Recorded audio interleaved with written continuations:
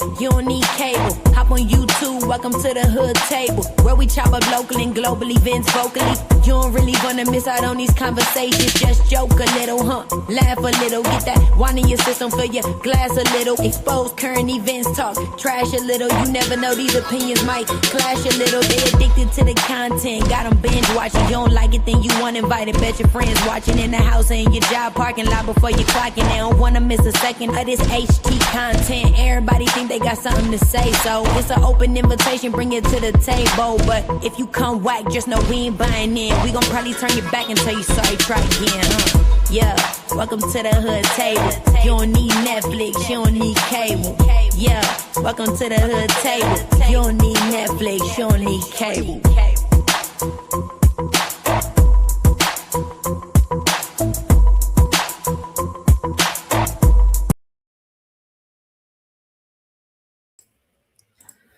Hey everyone, welcome back to the Hood Table. Come on in. Make sure you like and share the video, please, and thank you very much. And of course, if you are new here, please feel free to subscribe and also hit that notification bell so you don't miss none of our shows. And what's up, Mel? How you doing? I didn't want to add you on right away because you was on camera. I want to make sure if you want to be on camera or not. Oh, I just forgot. But hey. Hey, what the heck is going the fuck on? Look, this feels like part 2 from yesterday. It does feel like, part 2. Okay. This is, I don't know how many episodes is going to be in this series, but this is definitely part 2. And what's up, Rare Treasure? And hey, Deanna and Unconscious. What's up, Noble? How y'all doing? Deanna had me so tickled this morning. I know. I was watching Deanna's video this morning, and she was like, man, if I had been that nigga's mama, I'm telling you. Look, I was on my way back. Now you weren't feeling good, so I had took her for a sick visit. And I saw while we was in there, Deanna had went live. I said, let's go see who she cussing out today. And she was showing no cussing today. It was a good one. It was a good one. It was, it's so many people going live over this stuff. See, I didn't know what had happened until this morning when I got up. Me either. So I wasn't there. I wasn't watching because I don't even watch him on a regular. So, a lot of times if I don't watch him, I have to get the recaps from other people. So I didn't get to see it, but over there on NWO, you did see the clip, right? I heard it on well, yeah, they've been playing it everywhere. They've been playing it on ODS. ODS, and also on I'm not subscribed to NWO, so I don't usually get a notification. Yeah, I subscribed to them maybe a couple of months back because I noticed that they do be putting a lot of clips from different shows, on their show. It kind of remind me of, there was another channel like that used to do shows. They used to basically take little clips. The one that was like the jokester. What was that called? Start with an S or something. I can't recall exactly the name of it. But I know what you're talking about. Yeah. But anyway, go ahead and go home and talk to the people. I'll be right back. I gotta run and get something out of my bedroom. Oh, okay. Handywise was one of them. I'll be right back. That was the one. But yeah, Deanna, you had me tickled, child. I was like, if she don't sound like some of my aunties talking about that Negro, you went in. But I would say, I personally, I'm like, how did you know that was his damn mama? He good for doing the play. They did that play with Envy yesterday, so I'm like, shit, that might not even be a damn mama. That might be just somebody he had on there trying to get some views up. But yeah, I ain't watching. I didn't even know he had started doing that little thing that they was talking about yesterday. But I finally heard it on that little clip they played. And it was like, he sound like he's 10 years old.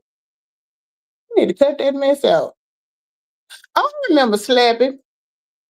He must have left because I ain't seen him in a minute. Here I go. But oh yeah, Slappy. I remember Slappy. That wooden Pinocchio type of doll. Yeah. Thing. Yeah. Slappy Slapster. And it was a lady, right? I think it was a lady. Yeah, I think it was a lady doing like a male voice, some, like a little child. I don't know what it's supposed to be. Now, what Deanna talking about? She said, "You know what? I didn't think of that." I was saying, how we even know that was his mama here? That might have been somebody he just Oh, trying I to thought, Deanna, trying to I ain't run gonna up hold some. you. I ain't Mm-hmm. gonna hold you. I thought about that too. I was like, how we know this really his mom? Because I never heard his mom speak before in the past, so I don't know what she sounds like. But and then somebody Man, else was like, "Is this an April Fool's joke?" But they was like, "But it was yesterday on the 31st, so it can't be an April Fool joke." I thought about April Fool's too. Unless he was so drunk he didn't forgot what day it was and thought it was the first. Well, now he in California, so I was say, was it after midnight? Because Oh, was it? Hold I up, was don't it even know after what midnight? time they said that he took the video down or no. YouTube took Goosey, it down. YouTube took it down. I was gonna say Goosey said him and not Goosey. ODS said Lemon and Pizza both got struck last night. Yep. Lemon got struck, and his says, it says, "We think your content didn't follow our harassment policy."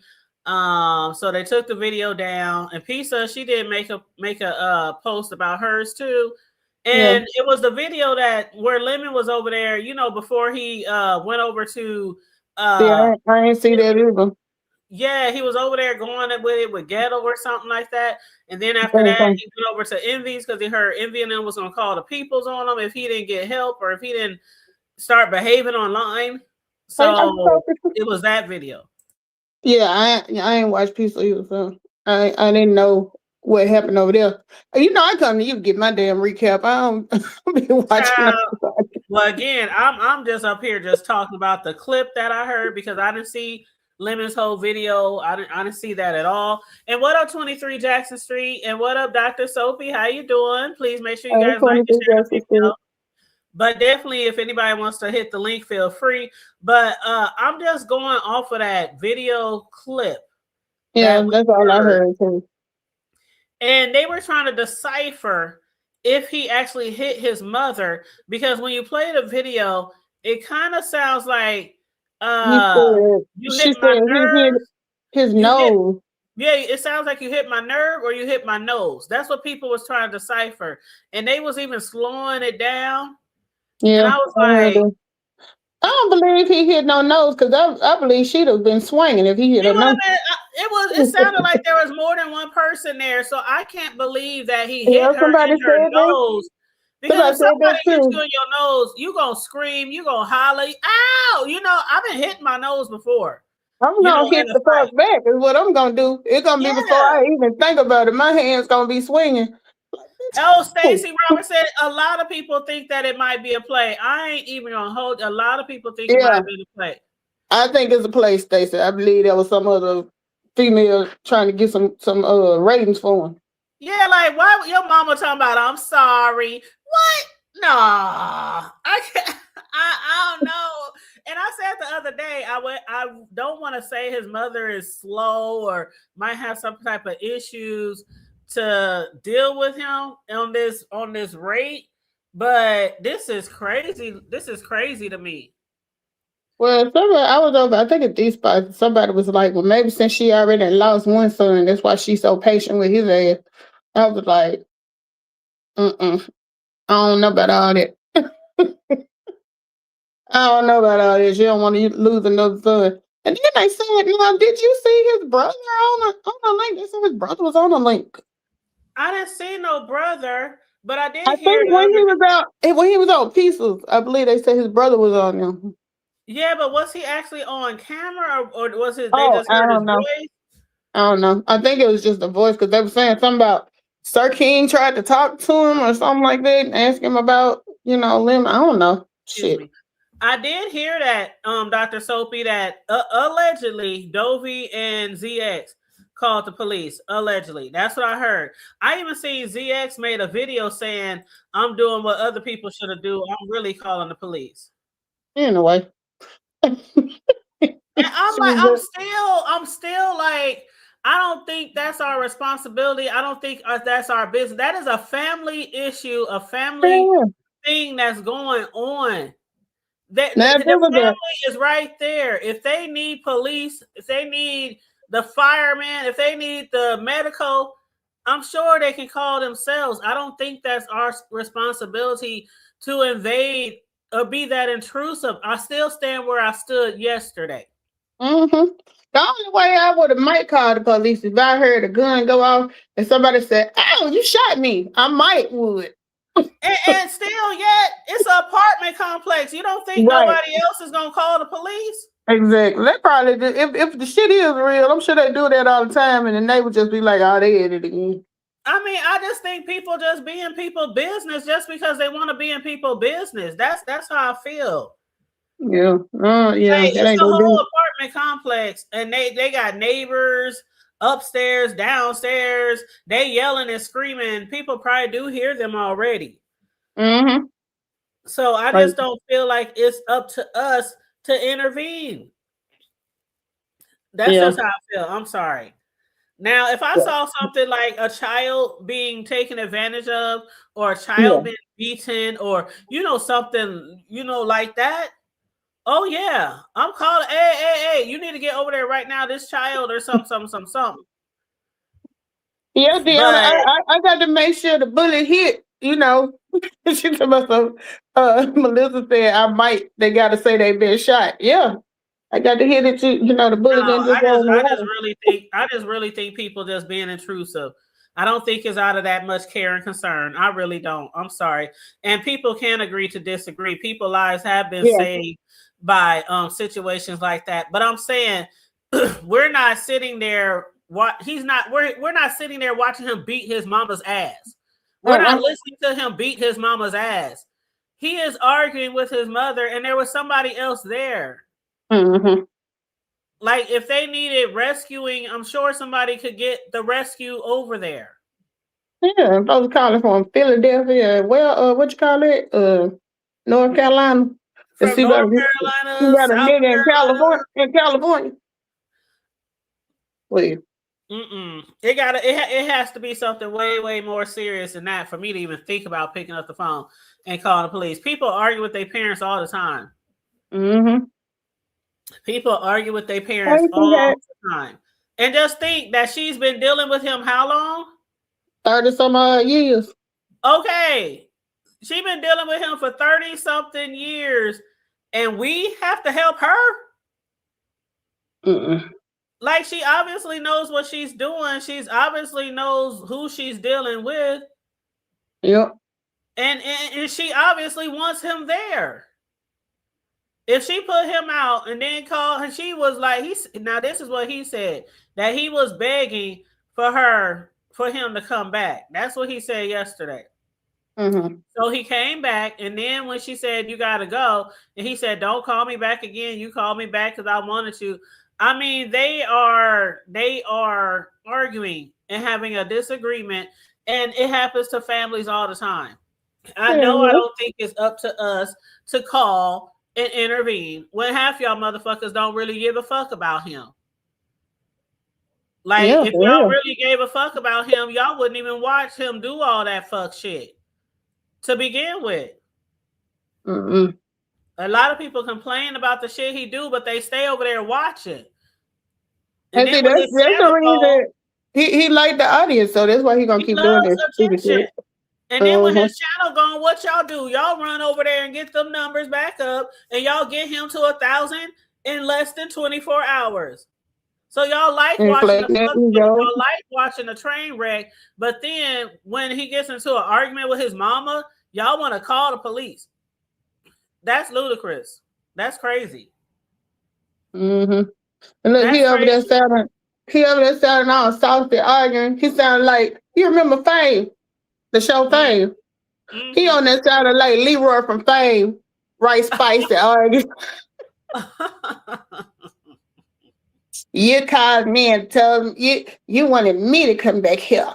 I just Hey, like, Barn Dog. What's up? You gotta chill. Hey, Stacy Robinson. You said you stepped away when he was talking the other night. Nope.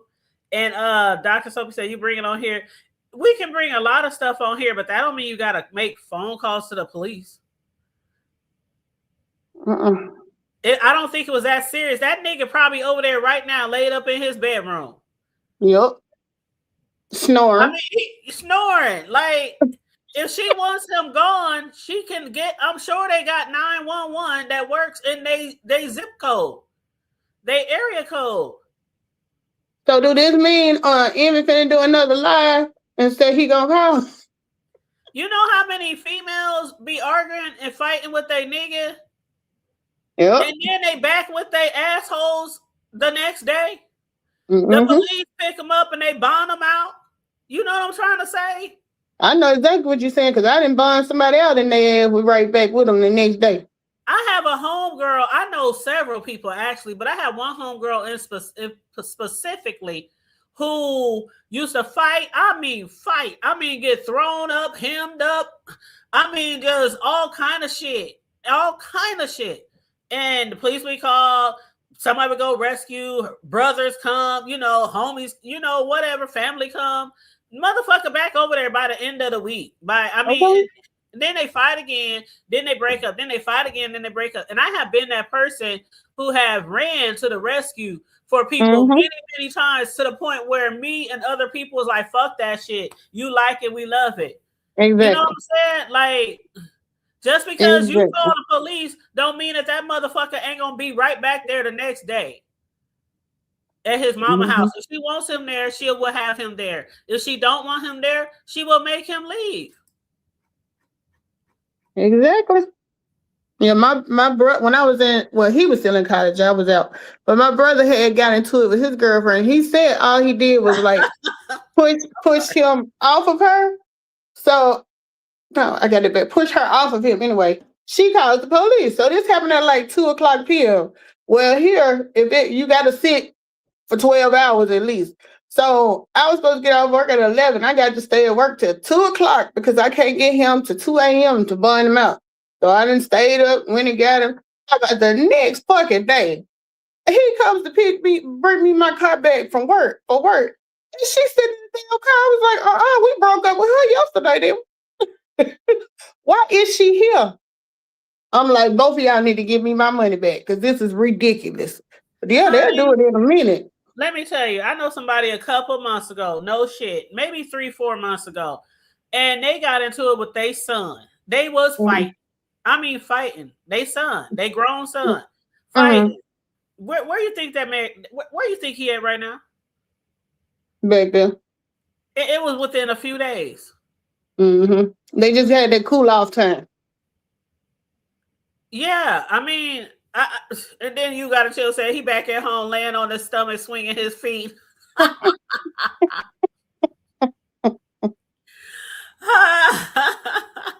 Well, Dr. Sophie, I understand you a mandated reporter. If you feel like call. I mean, seriously, if you feel like call the police. I ain't mandated to do shit. Like call. I mean, I can't tell you not to call. I'm saying I think it's crazy. And that's just how I feel. Y'all gonna mandate report, and he gonna mandate his ass back over there. And that's what's gonna happen. You can tell his mama wants him there. She don't want him to leave. Yeah. I guess at the end of the day, that's still her stinking ass baby.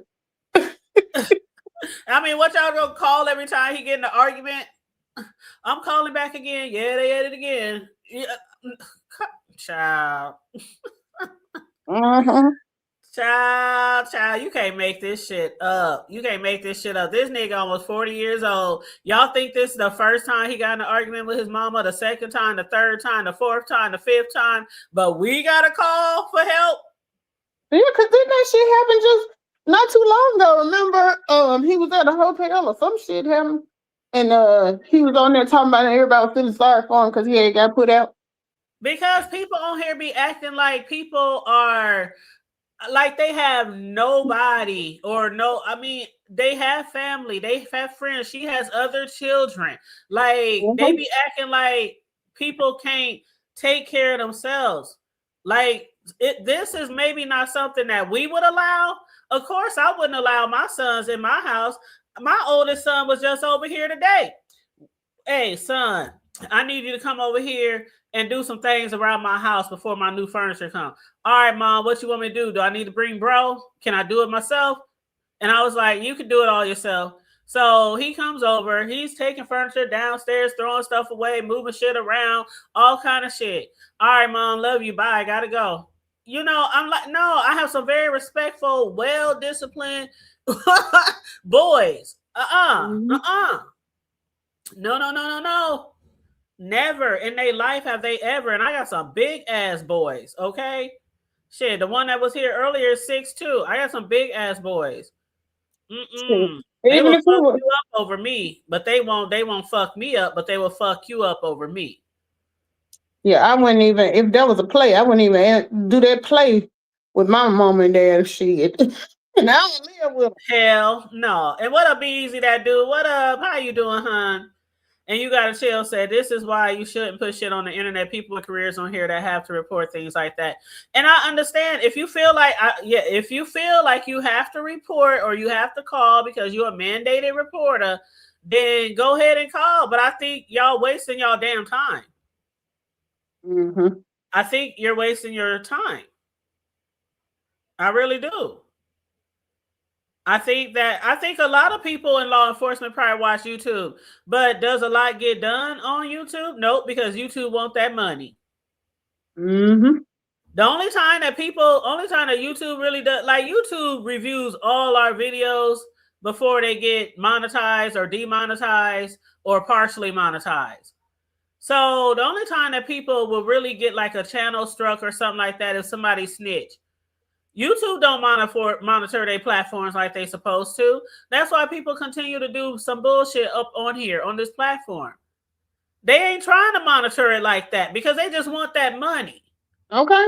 Yeah, as long as you bring in views. Cause what they getting 40% of that check? YouTube The getting cash about out? 45, something Not the like cash that, out. Super of your AdSense check, your super chats, Mm-hmm. and your the checks you get, the money you get from your commercials. Yeah, so they don't care. Yeah, you get money from commercials, you get money from super chats, you get money from memberships, different things like that. Mm-hmm. But yeah, every piece of that, there's like 45% taken out of each of those. Right.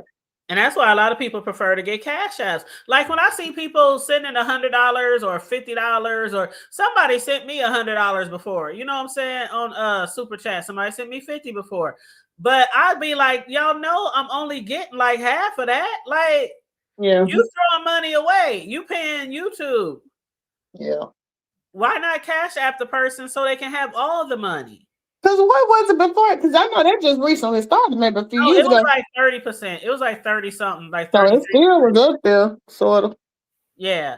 Like when I first got monetized on my main channel, which was like 8-9 years ago, something like that, it was like 30 something percent. So tell me this then. If they take a 30% and you a 1099, they just tax you on your 70%, or if it's 40, 60%, right? They Yeah, ain't they taxing tax you you on the like whole. 45. So like Okay. if you get $1 from Okay. somebody, you gonna get like probably 60 cents. Mm-hmm. Yeah. I just know usually with 1099, they don't take no taxes out. So I'm like, are they taxing y'all on the whole thing? Or are they You still taxing gotta y'all pay. on You still gotta pay taxes on what you made. Like when you get your right? 1099 at the end of the year.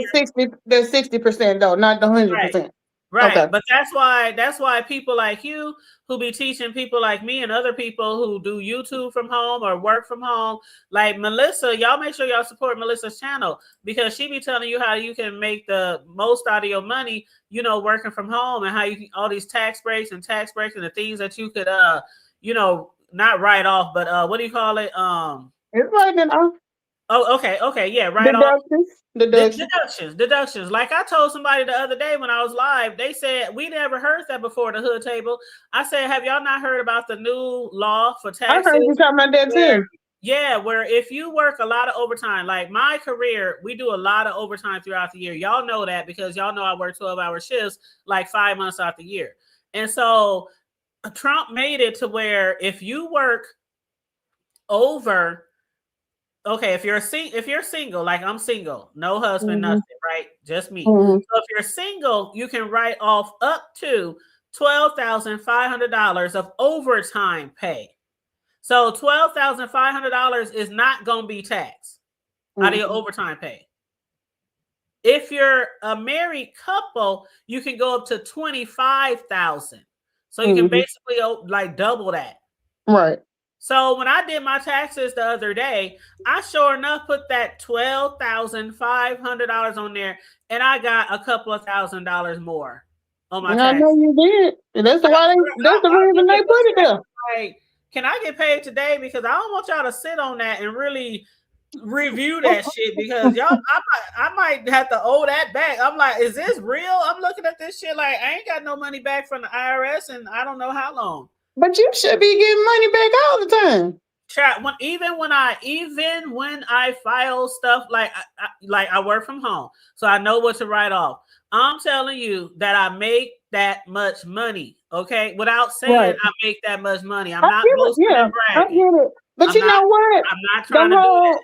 the But I whole always thing go. of it, the whole thing of it is, I don't never. Well, every now and then I get a little bit back, but you know the way I handle mine, I don't want to refund anyway. I'm trying to get my money during the year. But see, and So, again, you have a child. See, when I had children at home, young, I got money back all the time. But when you don't have kids, I'll trust sometimes you. I write off my home, I write off my interest on my student loans, I write off my taxes on my home, I write off this, I do this, all my home business, everything, and I still always end up owing the IRS every year. Every See, year. I used to So be it like that wasn't until until this year when I filed that when Trump passed that thing and I put that 12,500 on there from out of the overtime I made last year, I finally get a yeah. check. And I can't believe it. Yeah, I didn't get a before I turned 40. I didn't start not having to pay back until I turned 40. And that was when I started doing the business and everything and learning about all the stuff. But yeah, I do and I had Naya before then and I still was having to pay back. But what I was doing was having to take extra money out of my check. Yeah, But throughout the year. Right. yeah.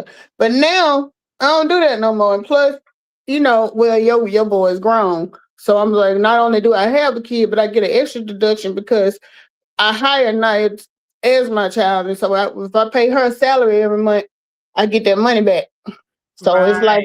it's Right. like double time. But we always talking about it because I know it's so many YouTubers and stuff is leaving money on the table. I hate the thought of somebody leaving money on the table. But somebody like you that's already on top of it, you already know what to do. And see, if I didn't make as much as I did, then of course all that stuff would benefit me. I mean, it still does. I ain't gonna hold it still does because I could be owing more. You know what I'm Right. saying? If Right. I You're wasn't exactly writing right. off all these deductions and some of which I learned from you and Tony, and Mm-hmm. some are just Googling and fucking around on the Yeah. internet, finding out things other ways. But if I wasn't writing off all those deductions, I wouldn't owe as much. You Yeah. know, so if I wasn't writing off my office space or what I pay for utilities or the gas in my car Mm-hmm. when I be Your going to cell events, phone, with my cell phone, my stream yard, I write off all that stuff. Even when I laptop, gotta buy everything. new printers, new laptops, like I just bought a new laptop, Yep. $500. Write that off. So yeah, I do that, Printer, but ink, still, everything. when Yeah. you make so much money, it doesn't even matter. Yeah. It doesn't even But matter. see, with mine too, something I picked up doing, I put like a lot in my 401k too. So like where before I was only doing like maybe 3 or 4%. Now I put a good almost 15% of my check into retirement. So that's pre-tax. So that Yeah, I knocks only it do down five. too. Only Then do five. And what up, Riggs? How you doing, love? well And the Dana and Charlie, how you doing? only reason I do 15 is because like I said, I didn't learn all this stuff until I was 40. So now I'm trying to play catch up. So any income that's additional that might get me taxed on, I put it over there, or I got an HSA account that I use. So like it's all kind of ways to not have to pay it in taxes, but still it is beneficial to you. Because like even though I'm not getting it when I put it in my 401k, it's not being taxed, and it's money that's gonna be for me. So it ain't like I'm giving it back to them. Right. You know what I'm saying? Hey, Kimberly, you said laugh out loud has been a lot. I can't wait until 413. Hello, the hood table. What Riggs happened on back to the 413? clouds. He be What? dropping down and he be get Rex. back up. He out of here. What happened on 413, Kimberly? What up, Bird? How you doing? Hey, Bird. Hey, Charlie. What you think about this shit, Charlie? I know Charlie. Charlie know everything. Charlie be knowing everything. Yep, and you got to chill. Says Soap. I understand what you're saying, big bro, and I understand too. If he feel like he have to call, or that's anybody. If you feel like you have to call, go ahead. I'm just saying. I think y'all wasting your time, but hey, you got to do what you got to do. Yeah. But with some people, I think they just be trying to do it just to be messy. I don't think that they doing it out of concern. You know what I mean? Yeah, I question. I ain't gonna lie. I question anybody who do the shit here on Right. YouTube. And then they doing it on YouTube, so they making money off of it. They doing content off of it. They getting super chat and cash apps. You know, like you making it a content thing. I said the other day, and other people said, if you really care about somebody, why you got to come online and do it? Do it offline. That's my thing. I would believe it was more sincere if we ain't heard shit about it. You know, right? But when you do it in front of an audience, that's gonna make you look a little bit suspect anyway. That's just like if you help somebody out who's down on their luck and you come on here, oh, I'm going to give you this and give you that and give you that. Just take it behind the scenes and give what you want to that person. And honestly, that was something I didn't care. Hey, Charlie. That was something I didn't care for about Sean Bradley. Sean Bradley was generous, but at the same time, anytime he did anything for anybody, we heard about it. You remember, like when they went to the show, and he was saying that what's his name? Wiley didn't have like the appropriate clothes, so he went out and bought him clothes. We shouldn't have heard that. I mean, if you really doing something from the heart, I'm like, I just think keep it to yourself. But that's just my opinion now. That's my opinion. What's up, Charlie? What you think about all what this I shit? heard when I heard that recording? My mama would have knocked my teeth out my damn mouth. I wouldn't have a tooth one right now. Even if even if it was a smell she smelled, there was no hitting, all that other stuff. Just the fact that you spoke disrespectfully. You know what I'm saying? You believe that was actually his mom, Charlie? Oh, that was. And I have to retract my statements from yesterday a little bit. I don't think this is a play, and I think he needs to get help for the drinking. And I told him that a long time ago, and I said it to him just a while ago on BS's page to his face, that the drinking's for the birds. I said that a long time ago. I'll say it again. Because here's the thing, when it starts affecting you to the point you get put out your house, when it starts affecting you to where, you're not the same you got to stop. You got to slow down. And he doesn't need it. I told him, I said, do you think you need it to be able to be on here? And I think in a way that he said no, but I felt that was my feelings. He said no, he didn't think he needed it.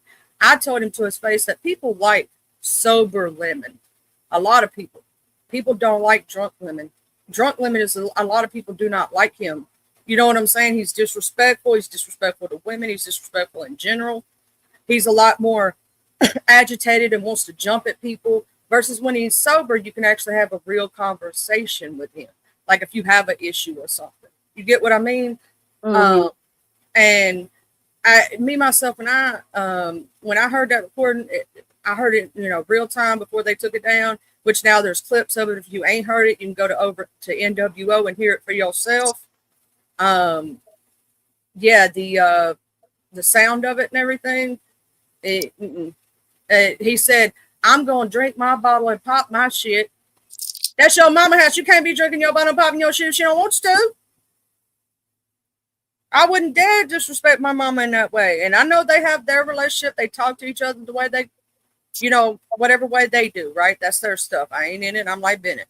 But me, myself, and I, the disrespect, you need to apologize to his mama because I hate to tell him, you ain't going to have your mama forever. And you going to regret that shit. If that really was her, It seems like she the only one that give a fuck. Even though I heard I was listening to Sir King earlier, and he feel like his family don't care about it, but you never know what go on behind closed doors. Yeah, we don't know everything that Oh, goes on you behind was closed live, doors, boo? Did you and hear we where he don't. called his brother? Recently, Yeah, on VS's Live just now. He called I, his brother. I never get Booby. her He was notification. trying to call his mama, but his mama wasn't picking up, so that his mom could tell everybody that he didn't put his hands on her, right? And so he called his brother, the one that picked him up. What's He his said, name, Booby he or asked something like him, that? yeah, Booby. He said Booby. He said, have any of us kids ever put our hands on our mama? He goes, no. Because I think also his brother probably would have popped him upside the head if he put his hands on his mama. I believe his mama would have popped him upside the head or called a popo Well, on him. yeah. That's why I Uh, said if you had to hit me in my nose, it was gonna be an automatic reaction. I ain't even gonna think. I'm just gonna slap the fuck at you. well, you ever smelt like a person who's been drinking? Hell yeah. And I think that maybe what it is, in my personal opinion, because you can smell the alcohol. If you're not a drinker and you don't like smell, or even let's say you're recovering or had been with an alcoholic in the past, or let's say you had a family member that was one, you can't stand that smell, right? It brings back bad memories for you. And being the And poor. yeah, to be in the pores, and then you smell that. And even though they can't smell it, even though if you take a shower, I'm going to tell you something. If you're drinking consistently every single day, for a certain amount of time, no matter how much you shower, that shit comes through your pores and you got to smell you even if you don't know it. Well, I just played a little bit of VS while I was on mute, and yeah, you talking about he said that he put his brother on the phone, and his brother said none of them ever hit his mom, they mom. Okay, but we got everybody calling down there. And like I said, Charlie, I played it over and over and over and over again. It's kind of hard to decipher if she said you getting on my nerves. I mean, you hit my nerves or you hit my nose. It's really hot. If you listen and keep listening, slow it down. It's because ODS and them was playing it, and they was like, it sounds like she also said you hit my nerves. Yeah, And then she could have been saying you hit my nerves. Yeah, the nose. So I really think she was saying you hit my nerves. I don't think he hit her because if somebody hit you in your nose, you're gonna have all reactions. You're gonna have a reflex. You're gonna be screaming. You're gonna make some type of sounds like you were hurt. I think we would have heard. I think we would have heard women hit the floor, like a punch or a smack. Or I mean, come on, we didn't hear nothing like that. And so I think we would have heard. I think we would have heard Lemon hit the floor if it had hit his mama. That's just and it was somebody else there. And it was somebody else there. And then when his brother came, I'm gonna say if that was me and I was got hit by my son, I would have jumped my son and whoever else would be. We would have jumped his ass, like for real. I wouldn't be just standing there like you hit my nose. No, I think she said you hit my nerves. She could have been talking about nerves because he could have been. Oh, and then somebody else said that the smell hit her nose. You know, because she said you got to take a shower, so it could have been that too. The smell hit her nose. Yeah. I will say this. I think that with this situation, he said, yeah, in the building. Okay. He said that him and his mama had been into it for a little while, and it was an agitation because of his drinking. Right? She didn't want him to do it no more. She kept telling him, she said, I don't mind you being on YouTube. I don't mind you being a little loud, but the drinking's got to go. Right? It's got to stop. And when she walked in, she caught him with his bottle. She caught him drinking. And I think that's what the whole argument was about. And I think that she doesn't want him because everybody realizes, and even if women don't see it himself, the drinking is a problem, a serious problem. Go ahead, Q. I'm beautiful. What I want to say is that before there was a Lolo, there was a QI and a bunch of other women back there that, or a bunch of other women that genuinely supported Lemon. Most of us weren't well, they weren't content creators. I think it was just me. All right, and I wasn't active and wasn't in need of any clout or any attention or anything because I hadn't made up my mind about continuing with creating. But here's what I want to say: Lemon is lying. He's deflecting as usual. His drinking is, y'all keep saying drinking, but drinking keeps putting a mask over the real underlying issue of the fact that he does have some mental issues like narcissism. He's a self-admitted narcissist. That's a serious issue. He's not disrespecting women just because he's drunk. He's disrespecting women because he has a low view, a poor view of women, and because he wants to disrespect women. And so that, I mean, I feel bad for his mom. That's an issue. But the verbal, uh, the verbal abuse, I was trying not to say that, but that was bad enough. The verbal assaulting, the verbal, whatever you want to call it, that he did to his mom, that was bad enough. Neither here nor there with the nose, because like when I first heard it, I didn't hear about the nose. I didn't find out about the nose until here today. But the mere fact that like when the nose issue came up, it became bigger. But the real issue is that he disrespected his mom verbally, point blank, period. He is disrespectful. And my question is, it's like, why does Lemon or anyone else expect women to be stand by him or be on some type of bandwagon when he disrespects people who has not done anything to him but support him, and women in general? Do y'all not realize that Lemon is disrespecting his women supporters? Well, he do it because he can. Because people still come back. And his mama's still gonna be there, so that's what he used to.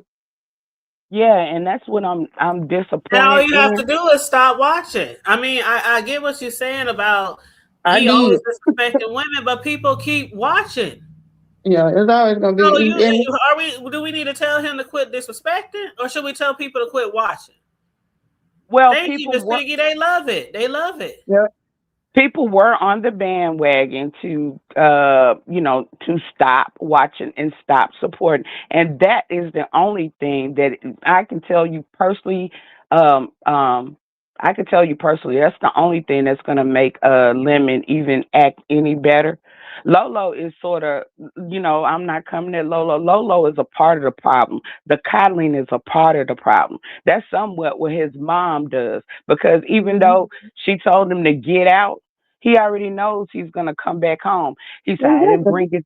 bring as many clothes. He already knows that he's gonna come back home. So, like this is a behavior that him and his family have dealt with, that like his family has been dealing with, forever. And I'm just telling y'all, it's not just the alcohol. I'm not saying that it's drugs or anything like that. I'm saying that he said that he was a narcissist. And narcissists only care about themselves. Narcissists, basically, they if they apologize or whatever, they're just doing that temporarily, just to get you to shut up, just to get you to leave him alone, just to let him come back home, or just like whatever they want at the time. And nobody has time for that, because it's like normalizing this type of behavior towards women, and that's what I don't appreciate, because I seen a lot of those people. The first group of people, I'm talking about before Lolo. The first group of people back there, it was no mess. Charlie, you were back there, weren't you? With Lesbian Mm-hmm. and We Nurse used to K and watch all of movies us. and stuff. There used to Right. be movies. That first group of people were good people, and that supported. And one by one, like he would, we used to tell him, don't people don't want to be used as content. Like people back here don't want to be used as content. And he would set it up. He's like a setup king. I was gonna say queen, but he's like a setup king. What Lemon does is intentional. He's intentionally doing this. He's intentionally hurting everybody. So everybody now is supposed to coddle and feel sorry for Lemon. What about all these women that Lemon hurted, harmed, and disrespected? But Well, let me ask this again, question too. you have Most of to. those disrespects happen though in the height when he's drinking, right? When Lemon's not drinking, how many times can you come to him and actually have Nope, a conversation? See, that's not drinking, true. that's why you got to sometimes, I know I'm saying, sometimes you got to make sure that you look at the disease, right? Addiction is a disease. It truly is. And it'll make you a demon that you not normally, because I know my ex is one, right? And so I went through that. I went through that abuse with that and that verbal abuse and the way they do. And a lot of his problems, 90% of them, not all of them, you know, like you said, the disrespect women, that's not cool, right? I've said that. I've stood on business with that, right? But the 90% of his problems is the drinking. I will I say have that. I've seen Lemon multiple times disrespect women when he's sober. So he's not just disrespecting women when he's drunk. Like I said, the underlying issue, everybody keeps throwing the alcoholism out there. I get it.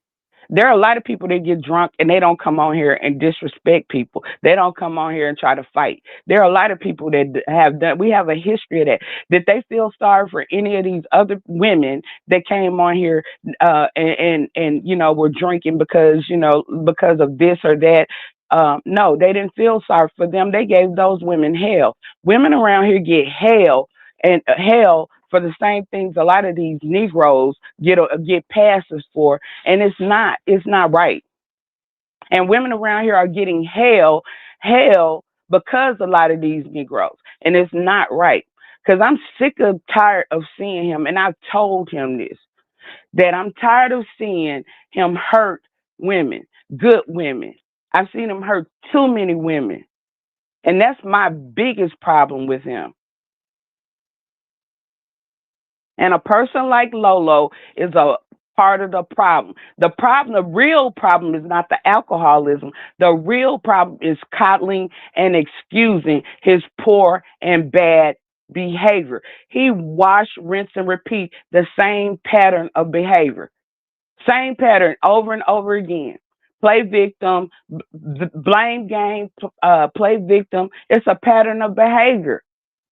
So it's not the drinking, it is his behavior and it is the coddling and excusing his poor behavior because Lemon knows what he's doing. Period. And he intentionally does it. He loves seeing women fight. He loves taking women through pain. So we're not going to get up here and act like he deserves any passes, any excuses, none of that. No stand by nothing. He ain't going to stand by nobody else. He will intentionally set you up, bring you on that panel, knowing that some man or somebody's going to come attack you. He sets people up for attack. So why in the heck should anybody stand by that? I Now, one thing digress. the chat is saying, right message, wrong messenger, QI, because you've been on here and done some shit while you drinking boo boo. And a lot of us has excused it. Not everybody, you know, some people still hold it against you, but a lot of us has, because we know that when you drink it, sometimes you say shit you don't mean, or you do shit, or you're more aggressive than you normally would be as your normal self, right? Like when you're not drinking, a lot of people are more approachable, right? They're more able to talk it out and have a conversation. Versus when you're drinking, you're like, oh, fuck that. I don't like, you know what I'm saying? You're like, you know, because you're more agitated. You're more easy to anger. A lot of people are, right? So that's just the way life is, though. Like, here's the thing. Do I absolutely wish and hope that he gets better and treats Charlie, better I and love does you. better? Let me rebut. I need to rebut because I am the right messenger. I am exactly the right messenger because just like I just said, he gets an excuse. I'm not an alcoholic. And basically if I come on here and get upset with somebody, I'm always on the defense from somebody messing with me. Like people like Lemonade went through nothing. I've been through hell on this bitch. So I'll be damned if a motherfucker gonna come and say to me, because I'm drinking and I might be a little bit more tolerable when I'm sober. But the whole point of the being is nobody should be fucking with me in the first place. And I'm not drunk. Some of this Well, let's stuff is get back sickening. to the mom thing. So, I don't want to like get QI too emotional on here. Um, hey Trey Yeah. Jorlane, Let me hey just Black say this. Dollar. Yeah, we can get back to that. My problem is don't nobody care about none of the women who get harmed feelings. None of the women who have to go through these things feelings. Like, it's like, excuse, y'all not paying attention to who limit harms or hurts. That's my point. That's why I go off when I'm drinking But or do when you I'm still be sober. over there? But I digress. That's my point. I'm sick of it. Y'all get Okay. these niggas passes and y'all take these women through hell. That is messed up. But I'm gonna get down because I'm gonna get down. But I just want to come up here because that's what I'm preaching. Because it's wrong every day. That Negro don't deserve nobody to stand by him, especially no women. And his behavior is poor. And until he learns how to treat people, especially people who are treating him right and trying to support him, and like innocent people and his supporters, right, then he don't deserve shit. And I thank you for allowing me up. I'm Don't jump. sorry for Hold on, snapping. QI. QI, I'm not being disrespectful. Don't jump down. QI, you saw the situation that happened with, let's be honest, where she's passed away. Of course I did. Okay. I don't want that to be me and you, and then I have to come up here and have an old picture of us sitting up there. So I look forward to us having a serious conversation privately, without nobody else, privately.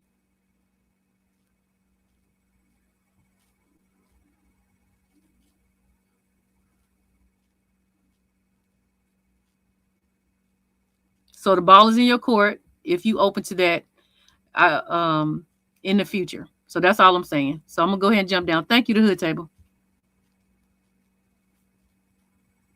Dude, that just made my heart. What Thank you, VS. I appreciate that. And I appreciate the redirect too. I don't know why it didn't let me tag you because I tried to tag you when I thanked you.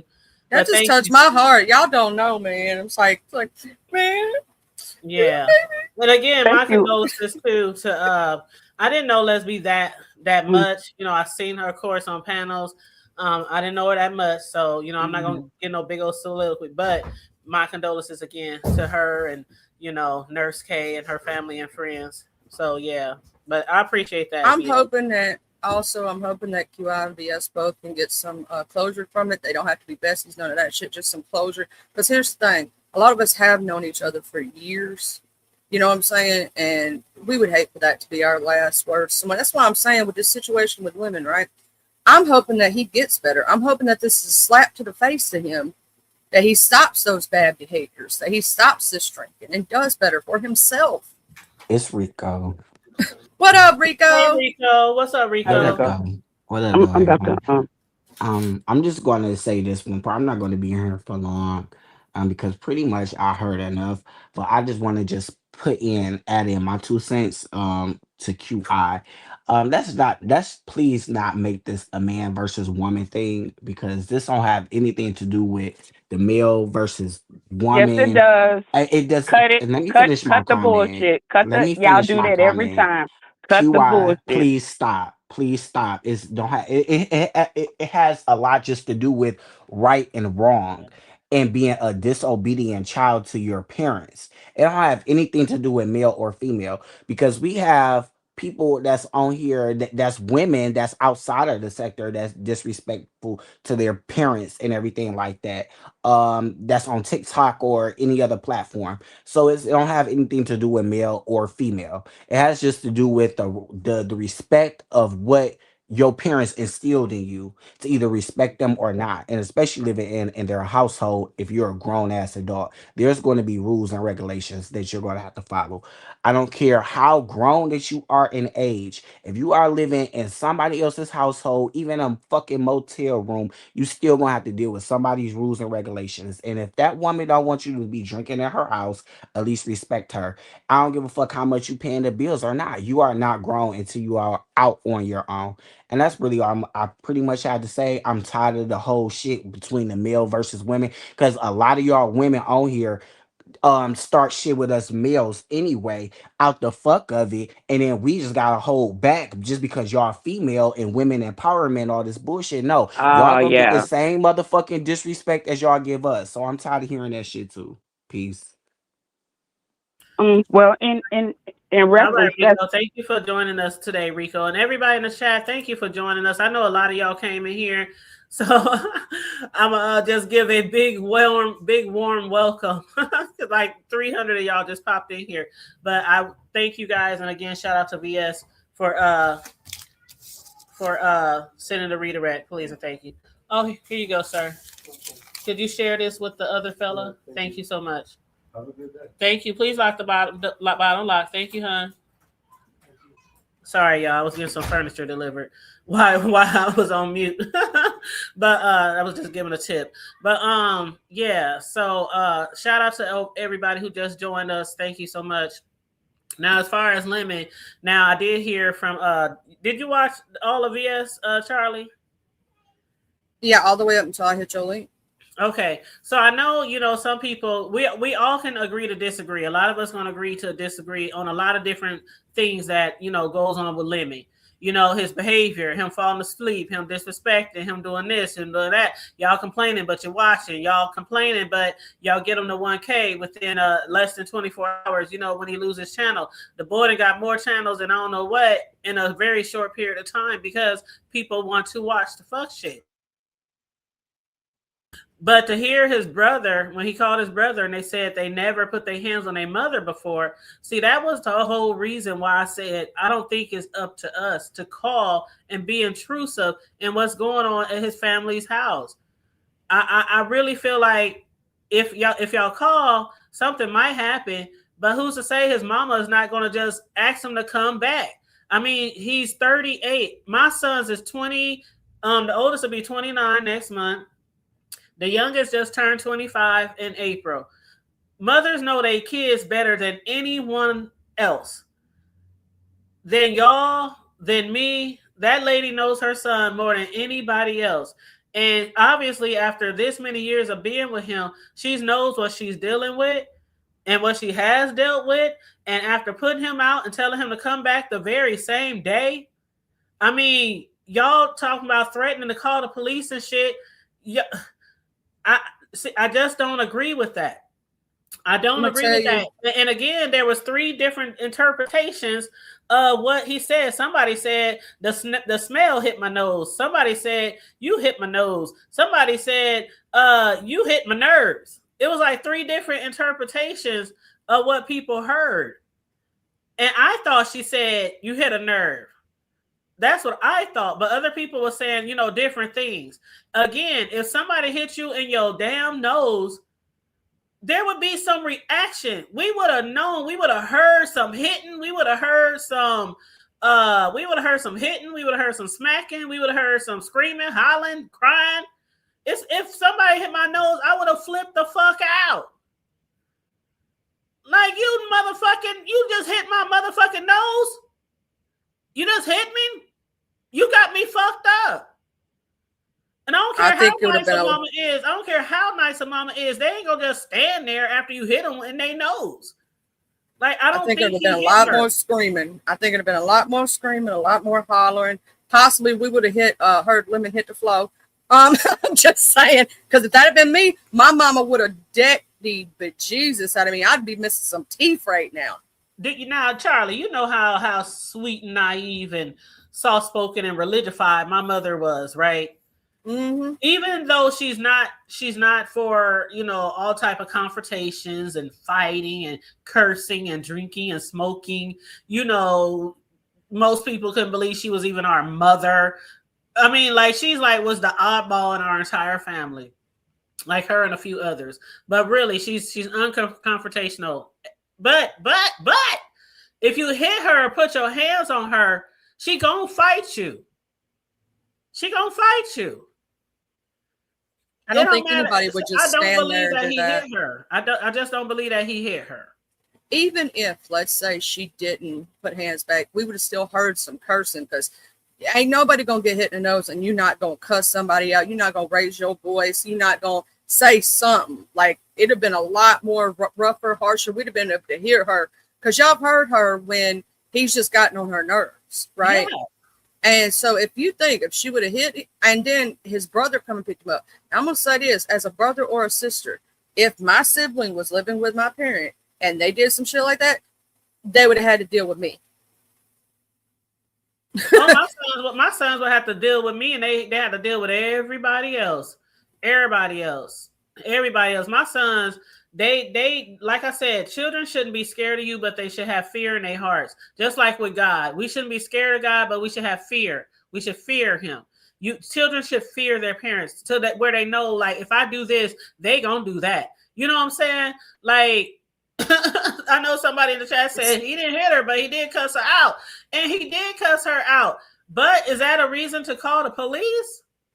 No, that's a reason all for the his way mama. From the other side of the United States for you to call the police on this woman who this ain't the first time they didn't argue the fault. The way he was cussing, y'all think he just woke up that day and said, I'm gonna cuss her today? They probably get into it all the time. I'm gonna say that's their relationship, but I will shout out to this, and I hope Lemon's in the clouds listening. Don't disrespect your mama like that, because I'm gonna tell you something. One day she not gonna be here, and you're gonna regret the shit out of the shit you doing right now, and you can't take it back. Over a bottle, over liquor, over it's not worth it. Trust and believe that. Ain't listening to nothing else nobody's saying. Lemon ain't gonna listen to us tell him how to talk to his mama or how to appreciate his mama. And see that's where I be going too. Like a lot of people complain about Lemon, complain, but they stay over there supporting his channel and making him money. Yeah, he might not be monetized, even though somebody said he really is monetized. He just ain't turned his shit on, so people won't know. I don't know if he's monetized or not. But it's like we complain 1 second and then we still over there supporting. It don't make 1 and 1 equals 2. Like this shit is so easy. If somebody is behaving in a way that you don't like, then stop watching, stop supporting. That's the only way. How many times have they said over the years, Charlie, that we've been in this sector? That's the only way you're going to affect somebody's channel if you stop supporting. Remember what happened to people like Mona Simone? Mm-hmm. Remember when she faked her death? Mona would have almost she had on this day many years ago. On this day, on April 1st, many years ago, her and her girl, was it her girlfriend then or her wife? Were they married? I don't know if they were married at that point. Okay, I think it might have been her girlfriend. But they faked her death. Mona Simone has so many subscribers and supporters. I mean, people gave her like $20,000 at one time. And after that shit happened, she lost all her supporters. Like, you can definitely make a difference in somebody's channel, but not if you keep watching. Muffy said they were married at the time. She said, okay, so they were married. Yep, I thought they were married. I didn't know if they had got married by that time. But yeah. And Machiavelli, I don't think it's calling dumb. I think it's just, people hear what they hear. I don't think it's dumb if somebody heard something a different way. It's like perception. Here's the thing. Everybody can hear things differently. Everybody can see things differently. We can all have our opinions, right? And opinions are like asshole. Everybody got one. Right. And while he's over there disrespecting his mama, guess what? When he go live, how many people you gonna think be in that chat? And I haven't been over 5, 6. If I see a change in Lemon and I see women going back to the real women that I liked when I first met Lemon, then I'll go back over there. But until that day, and I keep seeing this drinking this nonsense, I'm not watching somebody self-destruct in front of my face. Because if I like you, I'm not going to do that, because here's the thing. I know myself and I know how opinionated I am, right? And so I'm not going to watch something that mentally upsets me, if that makes sense. Well, yeah, I understand. And Asia said Lemmy is a lot of raggedy things, but he wouldn't lay hands on a woman, a defied, not his mama, but he definitely verbally and emotionally abusive. And there is zero excuse to be verbally or mentally or physically abusive to anyone. But again, I say she dealt with his ass for 38 years. I think she knows what she's doing or what she's not doing. I don't think what we are doing is going to make a difference in how she treats him, or how she allows him to treat her. We're people on YouTube that's calling down there first, cussing her mama out. Calling over there, sending videos, harassing, like people been harassing his mama. Like for how long? People been harassing his mama, and now we're going to call the police because he over there cussing her out. Like he probably cusses her out all the time. That's probably the shit like I said, I know for the people who weren't here, I said about 4 months ago, somebody I know and their son got into it. A mother and her son got into a fight, an actual fight. And his ass there right now. I know a lot of people who get in fights with their parents, their boyfriend, husband, wife, and they turn around and be right back with their asses. Right back with their asses. I don't know how many times I used to get calls from certain individuals, and I pull up and a whole bunch of other motherfuckers pulling up to take a motherfucker out. Putting out clothes, putting out sneakers, basketballs, video games, and 3-4 business days later, the motherfucker back up in the house. I'm just saying. Wow. Hey, Nano risk. Hey, Nana Riz, how you doing? You said tell them to hit the like button. It brings more traffic your way. All these people, only 19 likes. That's not good. I feel bad for you just trying to look out. Oh, hit the like button. I don't beg for likes. I don't beg for likes. I don't beg for cash apps. But people know what to do. Hit the like, hit the share. Hit the like, hit the share. Hit the share, hit the like. Hit the cash app if you want to. Hit the super chat if you want to. Yeah, if you don't know, the Hood Table is one of the best kept secrets, and we have some good conversation over here. Y'all just don't even know. Man, for real. But I never did. The minute where I felt like I had to disrespect my mother, I would leave the house. If she had got me so pissed off and frustrated, I might mumble under my breath, cuss her out under my breath, never so she can hear it. And when my sons was living here, I told them the same thing. Shit, you can say whatever you want under your breath as long as I don't hear it. I don't give a fuck. But let me hear it. I'm going to be on your ass so fast. I am almost 40, and I know a lot of people in this chat can agree with this one statement I'm going to make. A lot of us are grown mofos, and the ones who are still blessed to have our mama in our life. If we disrespected our mama, our elders, or anybody that they see as someone who just deserves respect, we'd get our teeth knocked out, and we wouldn't do nothing about it because that's our parents. We still respect them at the end of the day. So yeah, my mama could pop the crap out of me right now, and guess what I'm gonna do? Oh shit, mama, I'm sorry. I love you, mama. You know what I'm saying? To this day. Because that's what as your parents took all that time and energy to raise you and love you. And I'm talking to the people who got good parents. Some people don't have that, and I'm not talking to y'all. I know what y'all been through some shit, but out to the disrespect. No, I'm gonna say that's the one thing. That part right there, you should be ashamed of yourself for that behavior than that behavior alone. But that's up to you. You're a grown ass man. Can't nobody tell you what to do. We can give you advice, whether you listen to it or not, that's on you. And depending on what you decide to do from henceforth is going to decide how people take you on these YouTube streets. It's going to decide how your future goes for your life. Because here's the thing. There's something with this that goes further than YouTube. Your life, your real life. You keep going down this road and it's not going to end well for you. I'm just telling you, this is from personal experience, what I've seen other people go through. Yep. I know that's right, Asia.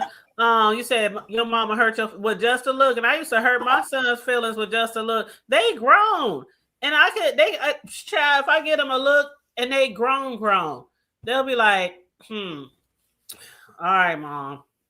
All right. Yeah, I don't play that stuff, but disrespecting my mother, like the Jazz said, ain't even an option, especially on live. Now, somebody said that he thought he had ended the live or he thought he was on mute. I don't know, again, because I wasn't there. Hey, Sincere, and what's up, Cool Storm, Asia, Unfiltered, Stacy Robinson, Barn Dog, Jazz A. How y'all doing? Pleasure Girl. I know I didn't get to speak to too many. Jules, what's up? You said Lemon is a disgrace. Very farewell said my dad would put me in a fireplace like he did my uncle for that behavior to my grandma. Ooh, child. Oh my God. Oh my God.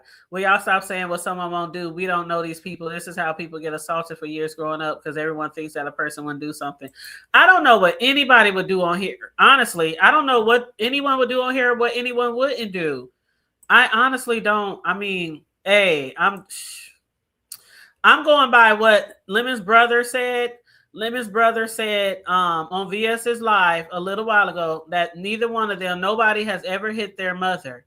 So I'm going by that. That's why I said there was several interpretations of what his mom said. Some said, you hit my nerves. Some said he hit my nose. Some said the smell hit my nose, or stuff like that. But the brother did say, and I'm sure if I'm okay, let me just say this. If my brother hit my mother, I'm not gonna lie and say he didn't. If I hit my mother, my brothers ain't gonna lie and say I didn't. You know what I'm saying? Like, I don't think his brother would get on VS's and know he live and say we don't hit our mom. So I'm just saying, I know he disrespected her. I know it's wrong, but that's their, whatever you want to call it. That's their family dynamics. We shouldn't be more upset than his own family. That's for them to I'm deal not with when about they to be get off more here. upset over nobody the way they treat anybody. And if they like it, I love it. If a woman keeps going back to a man who's whooping her ass and putting her in comas and breaking her arms and shit, if you like it, I love it. You can't change nobody's dynamics no matter what you do on here, because that's their dynamics, and ain't no telling how long they've been living that way. And that's the God's honest truth. Maybe none of y'all know people who stay in abusive relationships. You can call the police every fucking day and they will go back. It's just like you can't change an attitude Until they're willing to change. Until they put their foot down. Just like an alcoholic, a crackhead, a meth head, any type of person with addiction, gambling, whatever, they ain't gonna change until they want to change. And a person who's coddling them or enabling them, they ain't gonna stop doing that till they done had enough.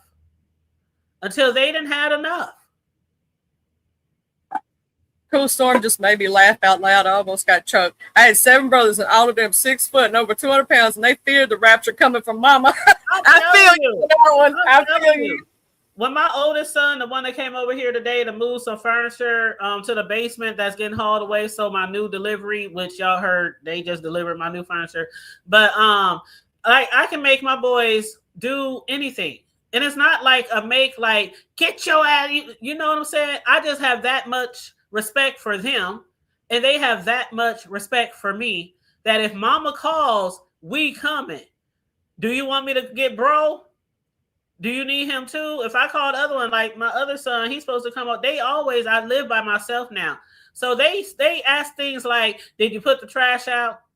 Do you need any boxes broke down? Do you need any, I got cameras outside my house. Do the cameras need changing? My one son, I'll be over there tomorrow. I'm gonna change your filters and your furnace and da-da-da-da. Like I'm a firm believer of when you raise your children the right way, there is nothing that they won't do for you. And that's real shit. There is nothing that your children will not do for you if you raise them the right way. And that don't mean spoiling them. That means you got to have that damn discipline, but you also got to have understanding and patience. And sometimes you got to give a little lenience, because we were all children. And a lot of times when my sons would do some fucked up shit, whether it was in school or whatever, growing up, I always would think, okay, what happened in this situation when I was younger? What did my mother do? How was her reaction? Da, da, da, da. I always take a little bit of what I thought my parents didn't do well, and a little bit of what I thought my parents did well when I was raising and disciplining my children. And a lot of times we got fucked up when we was younger, but when my children were being raised by me, sometimes they got spankings, and sometimes I'm like, okay, I'm just going to take everything out your room. Okay, you're going to miss a week of practice, and you're going to be benched because you're missing a week of practice. But mom, the coach, okay, turn in all the missing homework that you didn't turn in by tomorrow, and I might change my mind. Because kids are going to be kids. You're going to get on them every now and then about something or another, right? And can I add to this? We can't teach other grown adults about accountability, right? They got to learn it on their own. We can give them advice. You can give advice to somebody. You can't change somebody, though. You can't tell them what to do. They're not going to listen, right? You can try your best. And that's, I've done that in the past with people. And I will give advice where it is, when I think about it. But that don't mean they got to follow it. You know what I'm saying? That don't mean they got to listen. They got their own brain, their own time. So it just, I'm going to say, like, with this situation with Lemon, right? In my opinion, I don't know if you'll agree with me, the hood table, but we could give him advice all day long. We could talk about it all day long because it was brought to the streets, right? So it makes it this. I But ain't giving him ultimately, another piece of advice. The advice it that I comes gave down to him, him to do it. the advice that the only advice I ever gave Lemon was, if you don't care enough about yourself and your channel, then nobody else will care enough about you and your channel. So until you start taking your channel, seriously, your platform, then you're gonna continue to be sabotaged and porn bombed and struck and more channels. That's the only advice I ever gave Lemon. I ain't giving Lemon no more. I've Like he only be said saying, two y'all ain't my things. mama, y'all ain't my daddy. I know I'm not your mama and I'm not your daddy. I'm not gonna sit on here and keep giving no 38-year-old man some advice every time he go live. Now that's what's really sickening. That's what's really sickening. I'm gonna say this. I've given him 2 words of advice. I only did 2. The one was just because it was giving me a headache and I was annoyed, and I was to stop the grunt and the bullshit because it was giving me a headache. That's the only reason. To tell you the truth, you can do what you want, but if you continue, I can't listen to you wherever you go. I'll mute out. I'll leave because I can't do it. It give me a headache. It's not you. It don't sound right. It's messed up. Like, please go back to the old you. I can handle it. I can tolerate it a little bit, but this stuff, The only secondary advice I've ever given him was a while back. I did tell him about the disrespect he did to people who had his back 100. I did tell him about the drinking and how it's for the birds. Because here's the thing, this, the hood table, and I don't know if everybody in the audience does. I have a liver condition that I got from not drinking. I didn't even get to have the fun to get it. Okay? And I'm telling you, you don't want it. And that's the only reason I tell him, because I see a downward spiral. I'm trying to say it before it comes too late, right? I don't want to see somebody else crash out on here. I don't want to see somebody do wrong or hurt themselves because I actually have a caring heart. But if you don't listen, that's on you. I can only tell you once, and that's it. You know what I mean? Can't make somebody change if they don't want to change, if they're not ready. Right. And you're exactly right, Cool Storm. That's why you started while they're young. When they're older, they know better. Right. And I only got boys. So, a lot of time when parents have boys and girls, they be so much harder on the girls. And the girls got to do most of the shit around the house because they girls and all that kind of stuff. I know because I was that girl. And my sisters on my stepdad's side and on my bio side, my other sisters, I got a big family. But the girls were always like put in charge of this. While the boys could be outside, sitting on the couch, holding their balls, playing video games, like on the phone, caking with some broad, But with my sons, I raised them. Hey, ain't no girls and boys. You gonna do whatever I would tell a girl to do. Get in there, learn how to wash some dishes, learn how to wash clothes, learn how to clean them baseboards, learn how to. Did y'all see Cam when he was cleaning the room before he moved out? If y'all ain't seen it, y'all need to go watch it. Kim was cleaning everything, child. My YouTube nephew, boy, he was raised right. Go ahead, the hood table. Pat yourself I'm in there on the back, telling him, girl. he said, Mom, I already know. Mom, I know how to clean. Mom, I know the ceiling fans, the baseboards, the walls, the doors. Mom, I got this. Mom. The same way we moved in this bitch, I'm my own landlord. The same way you moved in this bitch, whether you moved in with me or not, you gonna leave that room the way you came. And then it was going to my grandbaby, it was going to my grandbaby. So, that turned into his room. But yeah, I'm like, you're going to make this room spit shine spotless for my grandson, for your nephew. And he cleaned the fuck out of the room. And we was on camera when he was cleaning the room. I was like, don't forget that. There's a spot on the door. Mm-hmm. My boys know how to clean and everything. And now they out on their own, taking care of their own homes with their own families. Like, they might not be the best of cooks or nothing like that. They can't slay a cake like me, but they can definitely know how to keep a house clean and pay bills and all that kind of shit. But exactly, Cadillac. That's why I said I ain't giving that nigga no advice. I'll give my own son advice. Now my sons, they hit me up every now and then. Mom, you got a minute? You busy? What's up? Man, I got a question. Man, my sons will call and ask me for advice, and I'll give them advice, whether it's with relationships or jobs or whatever, even a car. Like, Mom, the car's doing this. Do you think I should, But if your child don't want to listen to the advice, hey, that's on them. Now, I will say I'm not far. Me and Lemon are around the same age. I was born in 87, right? So we're not far apart in age. I listen to my elders when y'all try, like when I mess up and I needed advice on here. There's many times I've messed up on here, right? And somebody had to pull me aside and go, hey, this is why this looked weird. This is what the optics was, and blah blah blah, right? I appreciated it because sometimes even us who are almost 40, we make mistakes too, right? And sometimes we need our older generation to pull us aside and say, hey, baby, But mine was not doing some of that shit, right? mine was singing a song that I probably ought not to sing because I didn't realize, it was just an innocent thing on my side, right? But I didn't see the optics of it, right? But somebody took me aside and did that. Shout out to Newbie. You know what I'm saying? Newbiology, I love you, girl. But she did that, you know what I'm saying? She took me aside. So sometimes we can try to help with advice, but it depends on if the person ain't listening. If every single person's done said that same advice 50,000 times, it ain't getting through. So don't waste your breath. That's the way I look at it.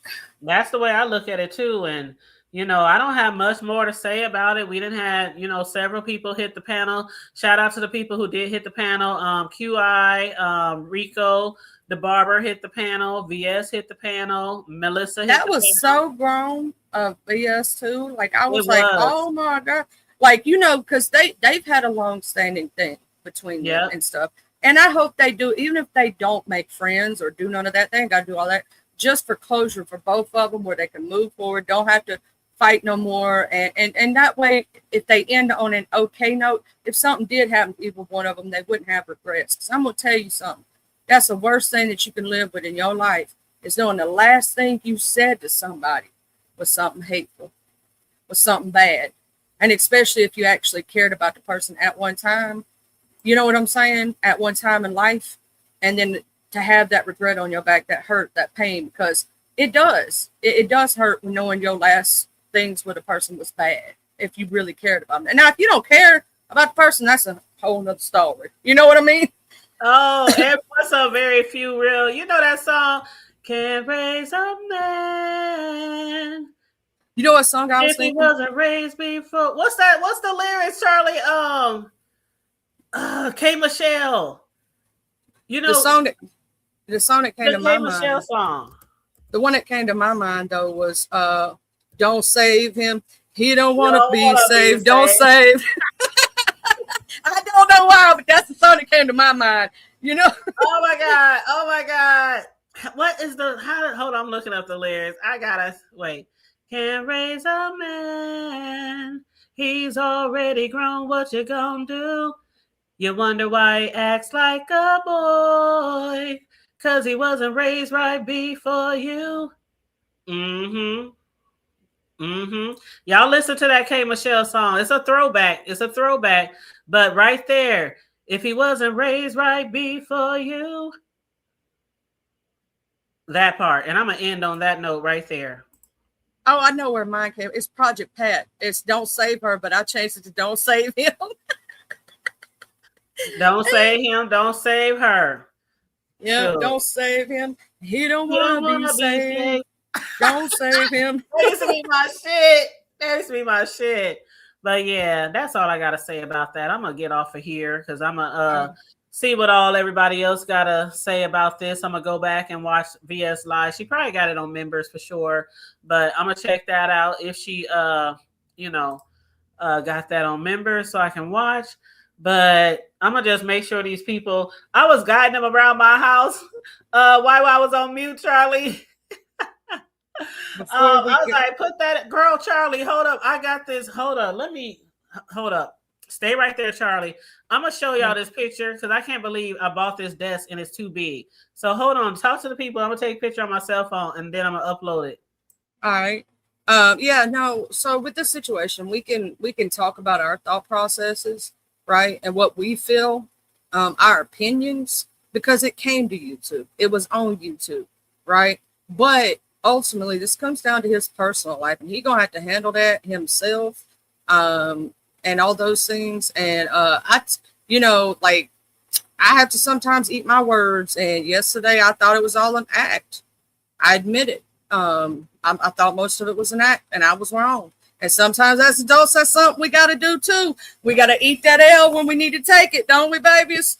I hope y'all all having a great day. Please make sure you hit that like button, that subscribe, that share. If you love the Hood Table or like what she said, you know, there's super chat, super stickers, memberships. She also has her Cash App rolling at the bottom of the screen. It's the Hood Table 402 to support small CCs. Because here's the thing. We have a lot of good CCs in this sector that are smaller. We have our beautiful The Hood Table, Creole Libra Butterfly. You know what I'm saying? We got a lot of us. If you Just Blaze Detroit, who's an amazing human being, I love her. She know that. That's my sister from another mister. You know, so if you yourself need that support, just let me know. We'll make sure you share it out and all those good things. Yeah, you said that yesterday, Miss Kimberly. You did. You did, hey, girl. Hey, Mel. Hey, Miss Mel. Yeah, Miss Kimberly did tell us she didn't think it was a play, and she was right. I had to eat that. Mm-hmm. I know somebody was like, somebody said, well, maybe it's April 1st, April Fool's joke. And people was like, no, because it was the 31st.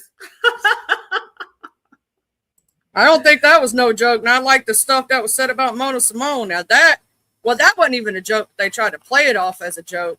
It wasn't real. So, you know what I mean? Like she was alive. So it just wasn't a tasteful joke. You get what I mean? And you are right about that, the Hood Table, where people straight up blacked out Mona Simone after that, if you remember. Like it was a straight up, nobody wanted to talk about her. Nobody wanted to, we spoke about it for a minute and how awful it was, and nobody supported her. A lot of people took back the stuff. If you really don't like a CC's, I guess their behavior, the best way to do it would be to be a blackout. And we've done it before here.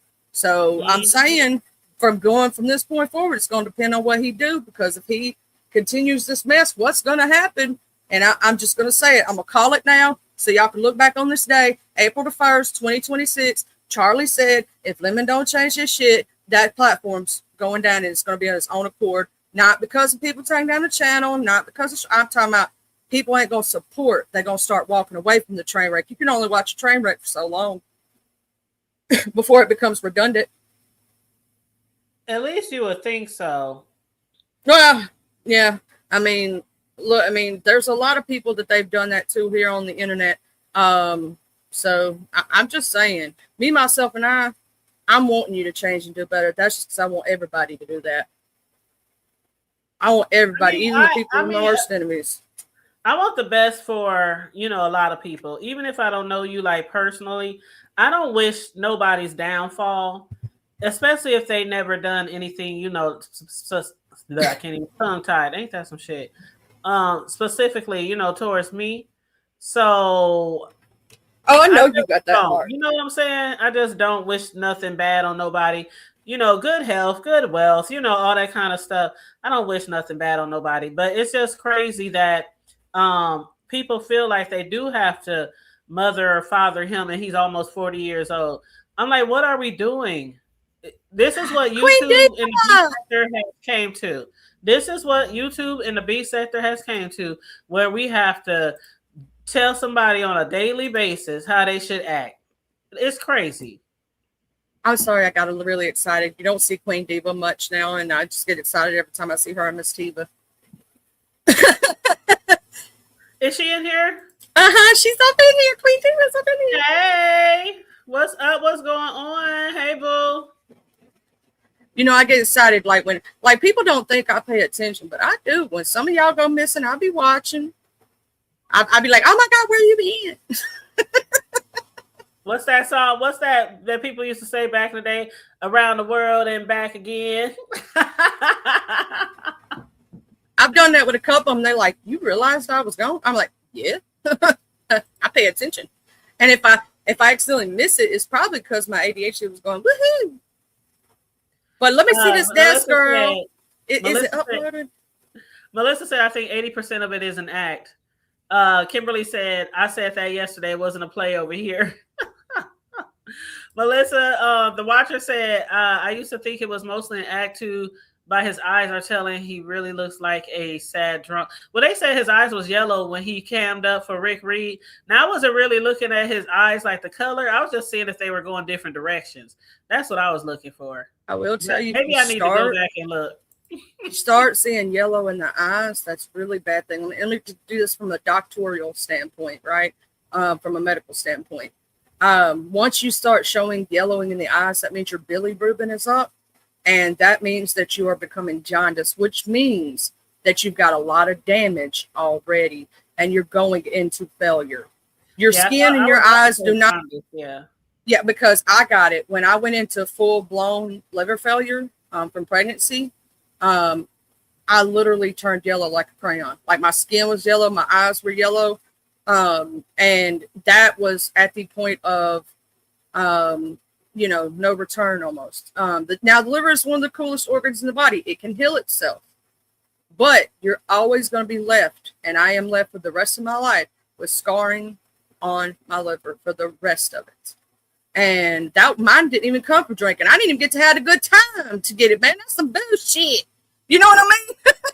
But so I have stage 3 fibrosis and stage 2 stenosis, or one of them's 3 and one of them's 2, or so I forget. I have to go look again. But child, let me tell you something. For the rest of my life, I have to live with that, and I can't drink like normal people. I have to watch what foods I take, what medicines. You can't even take statins for your heart if you have a liver condition. Did you know that shit? I can't take estrogen. It affects your liver. Mm-hmm. I think Rico back. Hold on, let me make sure. Rico. Rico's you? Yes, it's me. I just got one last thing to say. Hey, I just got one last thing to say. Hey, Charlie, how you doing? What up, though? Okay, I just got one last thing to say. 'Cause I did hear Charlie say about the coloring of the eyes and the yellowness and stuff like that.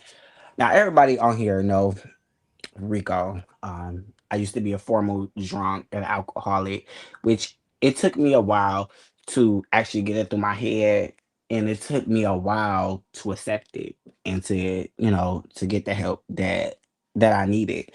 Because it took years, especially going through grief, when my auntie passed, and people still bring that up about me pissing the can and shit like that. But I was actually going through grief with my auntie and all that.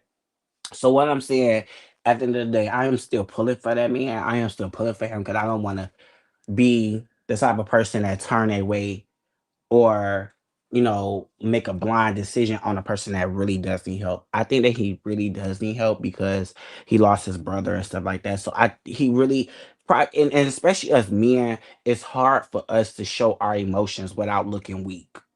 Okay, and especially if we are gay and feminine, you know what I'm saying? Because men, we have to show our emotions differently. We have to be strong. We have to be alpha and show all this masculinity type of thing. But men, we do hurt too as well. We do go through grief. We do go through things. So I'm not going to like just bash a man, kick the man while he's down and going through shit. But at the same time, when he's ready to do it, we can all encourage him to do it. Just like people kept encouraging me to go get this, go get that, or go get therapy. It's easier said than done when you are actually going through the shit yourself. When you are actually going through the shit yourself and you actually feeling it, it's easier for people to say shit and actually, go and do it. But when he's ready to go get the help they need, he'll know when it's time, because God will break you down. Can I say God will something to you, break you Rico? down. I Hmm. am so proud of you. I have watched your journey. You got to think from the beginning till now. And I am so proud that you have gotten yourself up and becoming the person that you're becoming today. I've seen the change. You know what I'm saying? It's not Absolutely. just Because I used to yeah. come on here acting wild as crazy as shit, and people still bring up the past, the DC gate or pissing in the can or sleeping in all this and that. All those times people bring up, it was those where I was the most depressed on. Those were my dark days. Those when I was going through grief. Those was I was an alcoholic and I was drinking and I had like 20 motherfucking beer cans in one motherfucking day. And I didn't realize it until I had one breakdown and memories started coming down and grief really just started coming to me out of nowhere. So I just wanted to just say that and just give my love and support to him. I'm not going to be like other people and turn my back, because that's what a lot of people have done to me. Even presently to this day, people have counseled me for less. Okay, people have I'm counseled so me for proud less of just you. for coming on naked, showing my body, shit like that. I never like, you know, but I have changed that behavior, I'm and so people, proud of you you. know, I'm so proud of Wiley.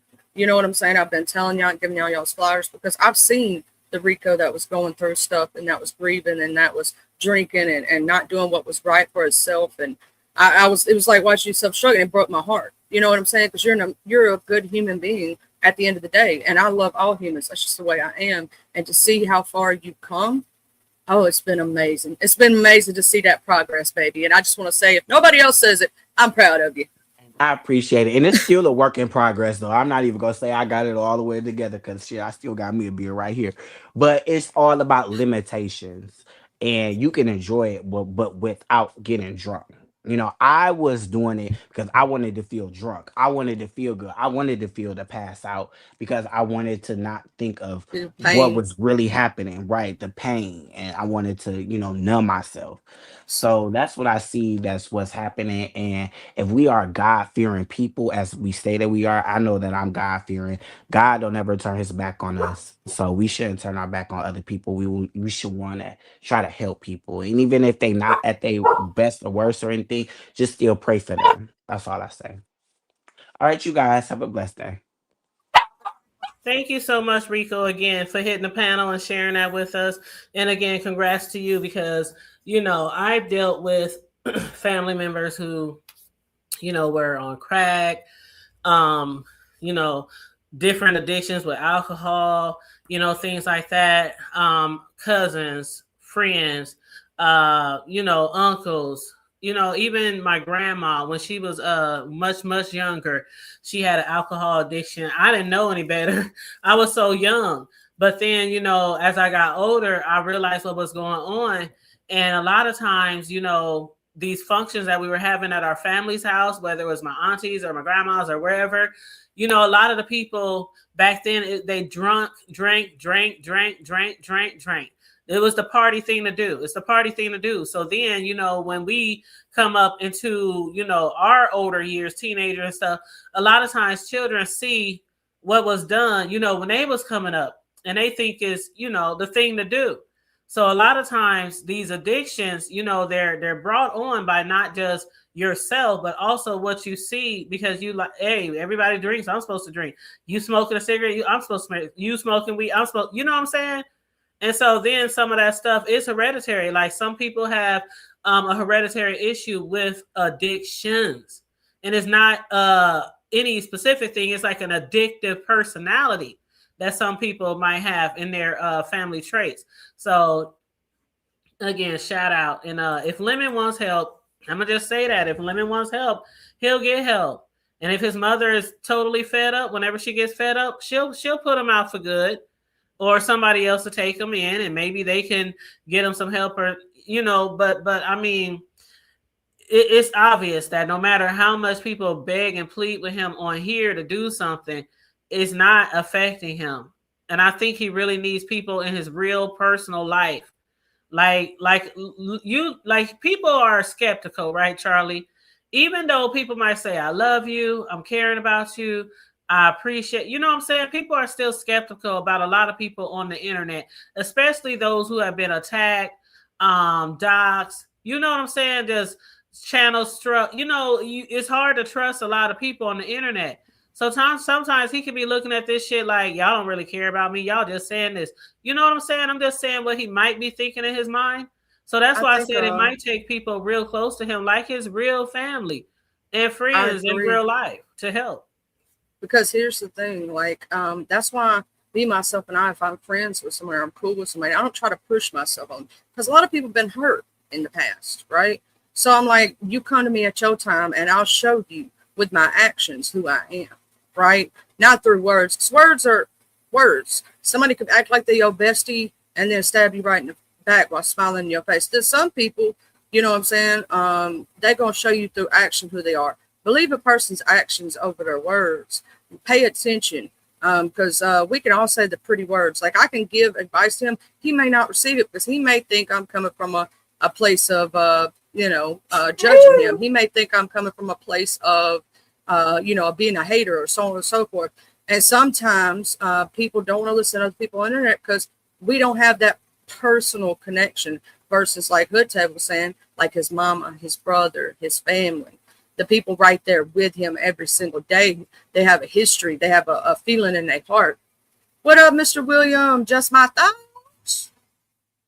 Yeah, and let me show you this picture, Charlie. I've been waiting on that picture. Well, I didn't want to interrupt y'all while people was talking, but I bought a new desk to go into my office, and my office is the smallest room in the house. So obviously, most offices are the smallest room in the house, but the desk is too long, it's too wide, and I didn't know it was that wide when I purchased it. And so when the guys just delivered it while I was live and put it together, and they walked out after they delivered everything that they were delivering today, they walked out. I was like, thank you. I gave them a tip, and I didn't see what they were doing. I just told them, go here, go there. All right, well, I'm staying on here live with y'all. And so I go in there to look, while I was on mute. I said, oh my God, the desk is damn near half the size, the length of my fucking office. Hold on.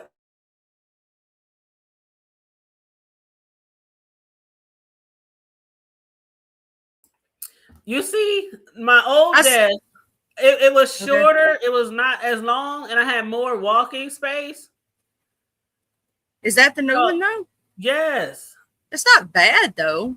It's not bad. It's too long. I don't want it to go that far across. I just need a little. I didn't think it was that long. And if I had a bigger room, that would be fine.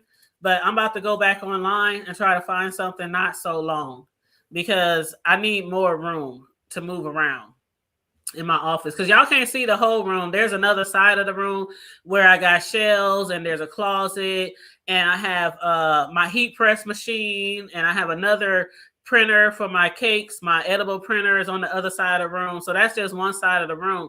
But that's my office area, which is right by the window. I like to sit by the window so I can see because I can see my porch and my driveway and my front yard from that window right there.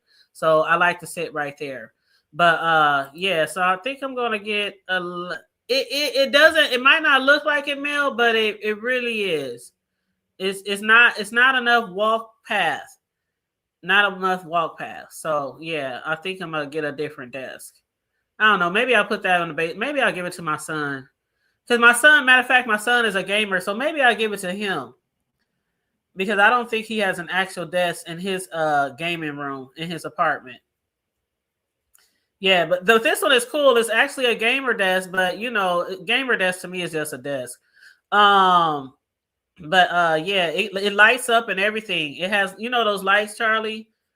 Those what do they call those lights that people put on their desk or around their TVs or on their ceiling? LED? Is that what they LED lights or something? Oh, you said Naya has that same rug, Mel? This is my second rug. The first rug I had lasted for about 5 years, and then it had to go. There was enough when it comes to shag rugs. There's not enough cleaning and vacuuming and shit to do. Little lint gets in on little pieces of paper. So I can maintain them pretty well for some years, but this is my second one, and I love the color and a lot of things in my room. It just makes it pop because of that specific color. And then of course y'all see all my other shit there, some more printers and some more heat presses. That's my craft area where I do a lot of shit right there. But then on the other side of the room is my heat press and stuff where I make my t-shirts. But yeah, I was just showing you the new desk and stuff, but yeah.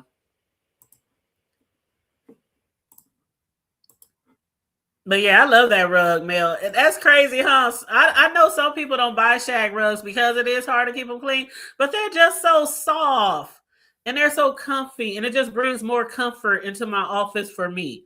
You know what I'm saying? I work there all day at my desk for my job, and then that's my craft room. That's where I make my t-shirts. So that carpet, that shag rug just brings more comfort to the room for me. It's so soft. I just love walking on it barefoot. Hey, Room Shaker. Hey, huh? Oh, Room Shaker. Oh my God. Oh my God, Room Shaker. When you was live this morning and you had to get out the car because was it your daughter who was fighting or something?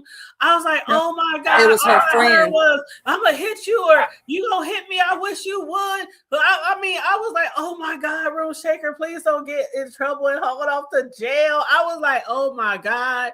I got a little scared a little bit, Room Shaker. It was a friend of her daughter's, I Yes, I believe. know, but the way it was so amped up, and then there was a dude in the background going off, and I was like, "Oh my God, is she about to fight a?"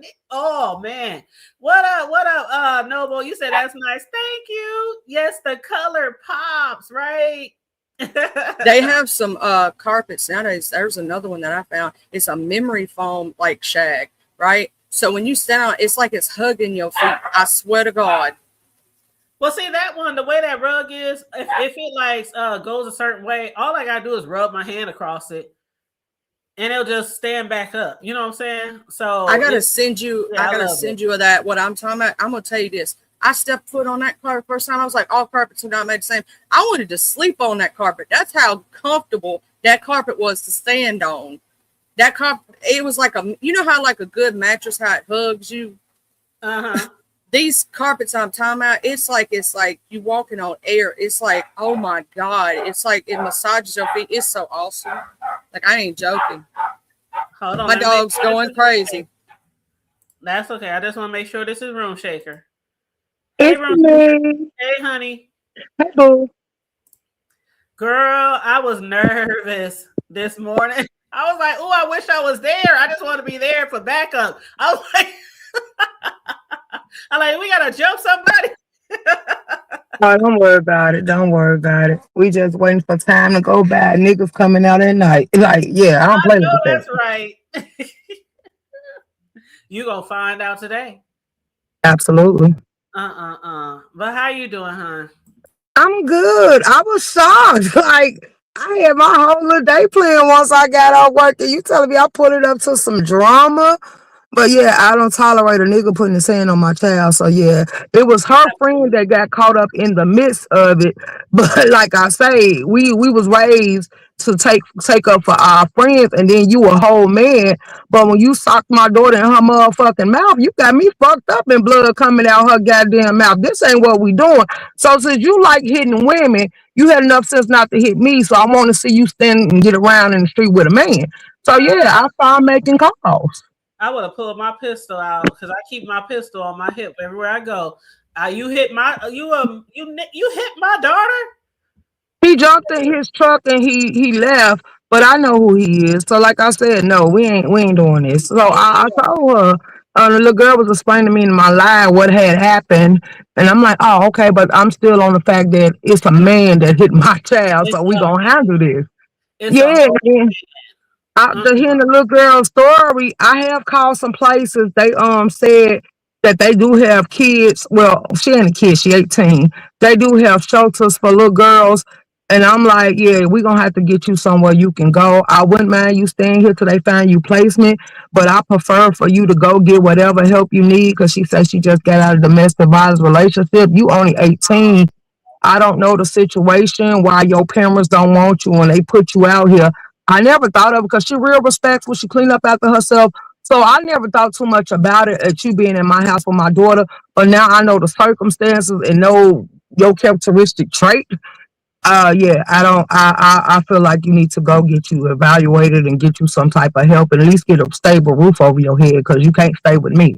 You can stay until they find you somewhere, but you can't stay. It's not a permanent fix. So I want to get you a permanent fix. Yeah, that's what's up. That's nice of you to do that for her.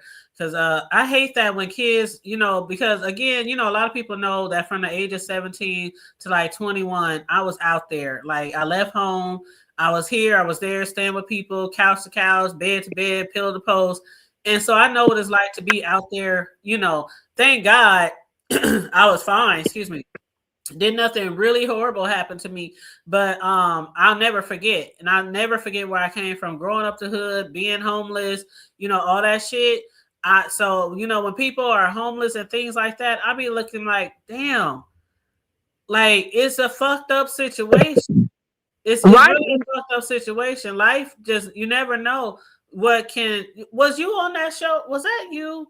Somebody was on there with R&Y the other day, and she was at, no, Charlie, you were there when she asked all the ladies a question like, "What did you expect out of life compared to what you?" Yeah. The question, and when you're young, you don't expect to be homeless. You don't expect to be, in certain situations. Life can just throw you a curveball, and you just gotta, do your best to try to land on your feet. But you gotta try. You can't quit living. You can't keep. You and can't and that, or hustling. and that's how I feel. But then she was like, my daughter was telling her to get out the car, get out the car. He's sitting here jumping on the expressway and speeding up so you can't get out the car. And then he pull you up to a gas station with an area you ain't familiar with and got a whole bunch of men, grown men hitting on you and stuff. Like, yeah, anything could have went left. Anything could have happened. If she didn't find out where you was and tell you to get out that car, get out that car, like, you probably wouldn't have made it back. And I wouldn't have thought nothing of it because you don't stay here. But this ain't where you need to be. And then she was telling me her situation. So I really feel bad. Like, another grown man she was with took advantage of it and was beating on her. She finally had to escape. So that's the only reason she had on my side of town to get a ding. But then now you could end up in another situation. All this was just a smoke. Bitch, you could have asked me for something. I smoke. I would have thrown you something. You can't smoke in my house. But you could have carried down, sat in the car, smoked, and got in the backyard and smoked. You don't gotta sit here and run with these niggas. And most niggas don't give you shit for free if they don't know you and ain't looking out for your well-being. So I just didn't like the sound of none of this. But the fact that he hit my daughter in the mouth, that's how about call the police. No, we gonna handle this streetways. Like, yeah, no. But I'm okay. I'm okay. She okay. I told her go rinse her mouth out. She was re-gluing back down her wig, cause it made it come up, cause she keep her hair dead. But other than that, I told her we'll handle this. Oh, we'll handle this. I got some niggas that say they gonna come through and they get off work. But then I told them, nah, y'all career niggas, so I'm gonna get the dope boys to come through here. And they said they coming through here. They like let the lights go down a little bit, cause it is cameras up and down my block. But when the lights go down, yeah, we gonna see what it do. I know where you hang at. Oh Hopefully shit! it would be a street standoff because, like I told them, they like, do nigga play with pistols? I say, I don't know him play with pistols, but I don't want y'all to sit here and have a shootout or nothing like that. I just want to see if he gonna stand 10 toes down with a man. And that's it, that's all. So hopefully they give me what I'm looking for, but if they're like they hood niggas, if it go to that, it go to that. Like, it is what it is. Mm-hmm. It is what it is. But handle your business, girl. Just be safe, okay? I am. I came there because you said you felt scared, girl. Don't be scared for me. I got too many weapons in here. And then she sprayed that mace and the wind blew it all over the place. I I'm heard like, you. what shit is this? Girl, Charlie Q, she was pulling out weapons. She said, "You got mace? I got this. I got a knife. I got a switchblade. I got a bat in the trunk. I got." I almost gave her the scalpel. I say no, because that's a felony off top, baby. That's why I say you got to be prepared in Chicago. And that's why I tell people, like, yeah, you don't play like this. And then what makes you think it's okay to put your hand on a child? Like, then they be like, I don't care. That's still my child. That's still my child. And it's a female. Mm-hmm. Exactly. I feel like that over any women. I say, I never played with men like this. So you get to threaten me. I was taught to walk you down. But now I was taught to shoot. So it is what it is. I will cut you. Now, if you was somebody I'm see went in the house, yeah, I will go to the kitchen, grab a good little butcher knife, and go to town with you. But yeah, nowadays you got people that want to bring guns to a knife fight and all that other stuff. So I stay weapon down. But then, like I tell my daughter, you ain't got no felonies. I ain't gonna encourage you to get none, but I'm gonna encourage you and teach you to protect yourself at all costs. So yeah, at least you had your mace, but when you got that mace, because some people used to get mace, so they can eat that mace. Because if you mace me, it'll affect me now. But when I was little and people played with mace, it didn't affect me because I was used to you pulling out something. So, but I was like, yeah. So when it's a man, period, the rules apply. Pick up something and knock him down. Put a dent upside his head. Go for arteries. Like, yeah, man, he got brutal strength. So back him up. Grab them balls and don't let go. Stick your finger deep in his eye socket. I mean, our body is a weapon. Our body, right? Yeah, facts. And then he hit a boy, and he hit a younger boy, her cousin. He came down here and he hit him in the face. And I'm like, see, this is what I'm talking about. And then I told cause she said she called what my sister gonna do? She not a fighter. She's standing out here in the middle of the street looking stupid, study talking about y'all stop, get in the car and all this stuff. Like it's too late. Lift done been thrown. So this what we doing. So then I jumped out the car. Then I'm like, then your girlfriend sitting here cussing the girl out talking about don't get back in my car. Like that's the number one rule because then you just catch him laid up with another girl and then you mad at another little girl. You older than her. Y'all in y'all 20s. Then they're knocking 26. And the fact that you out here trying to fight an 18-year-old girl, no, girl, you better not touch that girl in front of me. Like, yeah, no. So, yeah, everything was an issue. So once I jumped out, what we doing? And I gave the little girl some money. Like, and I was like, shit, I got something to beg up off you. I got a box cutter, some more stuff in here. What we doing? Then he jumped in here. He jumped in his car, pulled off, and I said, you know something, I got a man for you. I know where you be. I know who you is, and we finna establish this issue today. And I stood on principle. And they was like, yeah, you right. Like, yeah, since when he started doing this, and when I told him what happened, and they were like, understandable. You can't hit her and get mad because she told her friend to get out the car. But why would you speed down the highway? If a woman say let them out, let them out. But he was like, well, she didn't have to get in. I wasn't finna waste my gas. He's like, well, you jumped on this first class star speed. And he said, well, I ain't gonna argue with you. I just hope you be ready when I pull the hell up. And he was like, that's it, that's all. And he hung up the phone and we left it at that. Well, I'm just glad you got there for your daughter, and things didn't get too out of hand. But just from my upbringing, I was like, I just wanted to be there. Like, tag me in, coach, tag me in. What we gotta do? You would have to work because I was gonna black out. I wasn't gonna lie. I was gonna bet the ball like your head was gonna be a softball of me. Like I used to play softball little. Like I came up a tomboy, baby. I don't believe you. I'm not. And then that's the wrong thing about it, because everybody say you ain't got no fear in you. No, I don't. So yeah, no. What you gonna do to me? I get out the car. What you gonna do to me? You jump in your vehicle and pull off. This ain't over, baby. I'm not satisfied. Then I told her, go rinse your mouth out, all that blood coming out your mouth. And then I looked.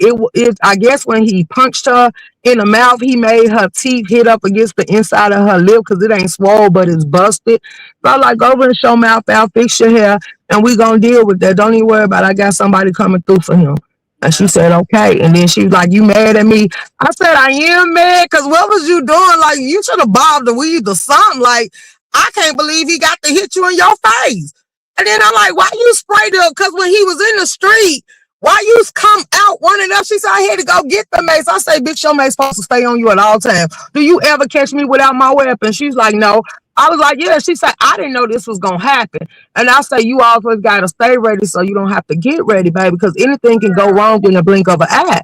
Especially when somebody come up arguing. Then I say, you don't never let nobody get up on you to where they can swing. I feel like that. I was taught that's violating my space. If I can reach out and hit you in your face, that's if you close enough to kiss me, anything can pop off. Now I'm supposed to make you keep your distance. Yep, and the keychain is for the mace. I got a mini switchblade on my shit. I got mace, and I got a taser that I keep in the car. And of course, I have my pistol on me all the time when I leave the house. So, I'm always prepared for anything, okay? Now, God forbid anything do go wrong and I have to use it, I'm going to use it to the best of my abilities. Amen. Okay, Amen. Range for nothing. That wind made that may see everybody that was in the way in the face. And I'm like, oh, hell no. I got back in my car. Yeah, I ain't doing this. Let me call a man. Like, yeah, no. Mace, like, ooh, wait. Yeah, call the fellas so they can handle that motherfucker. And Asia, I don't know if Asia's still here. It was so much going on. I didn't even say thank you for the super chat, the $4.99 super chat. Thank you, Asia, so much. I hope she's still here. But if not, I'll see her. Hopefully I'll see her again soon.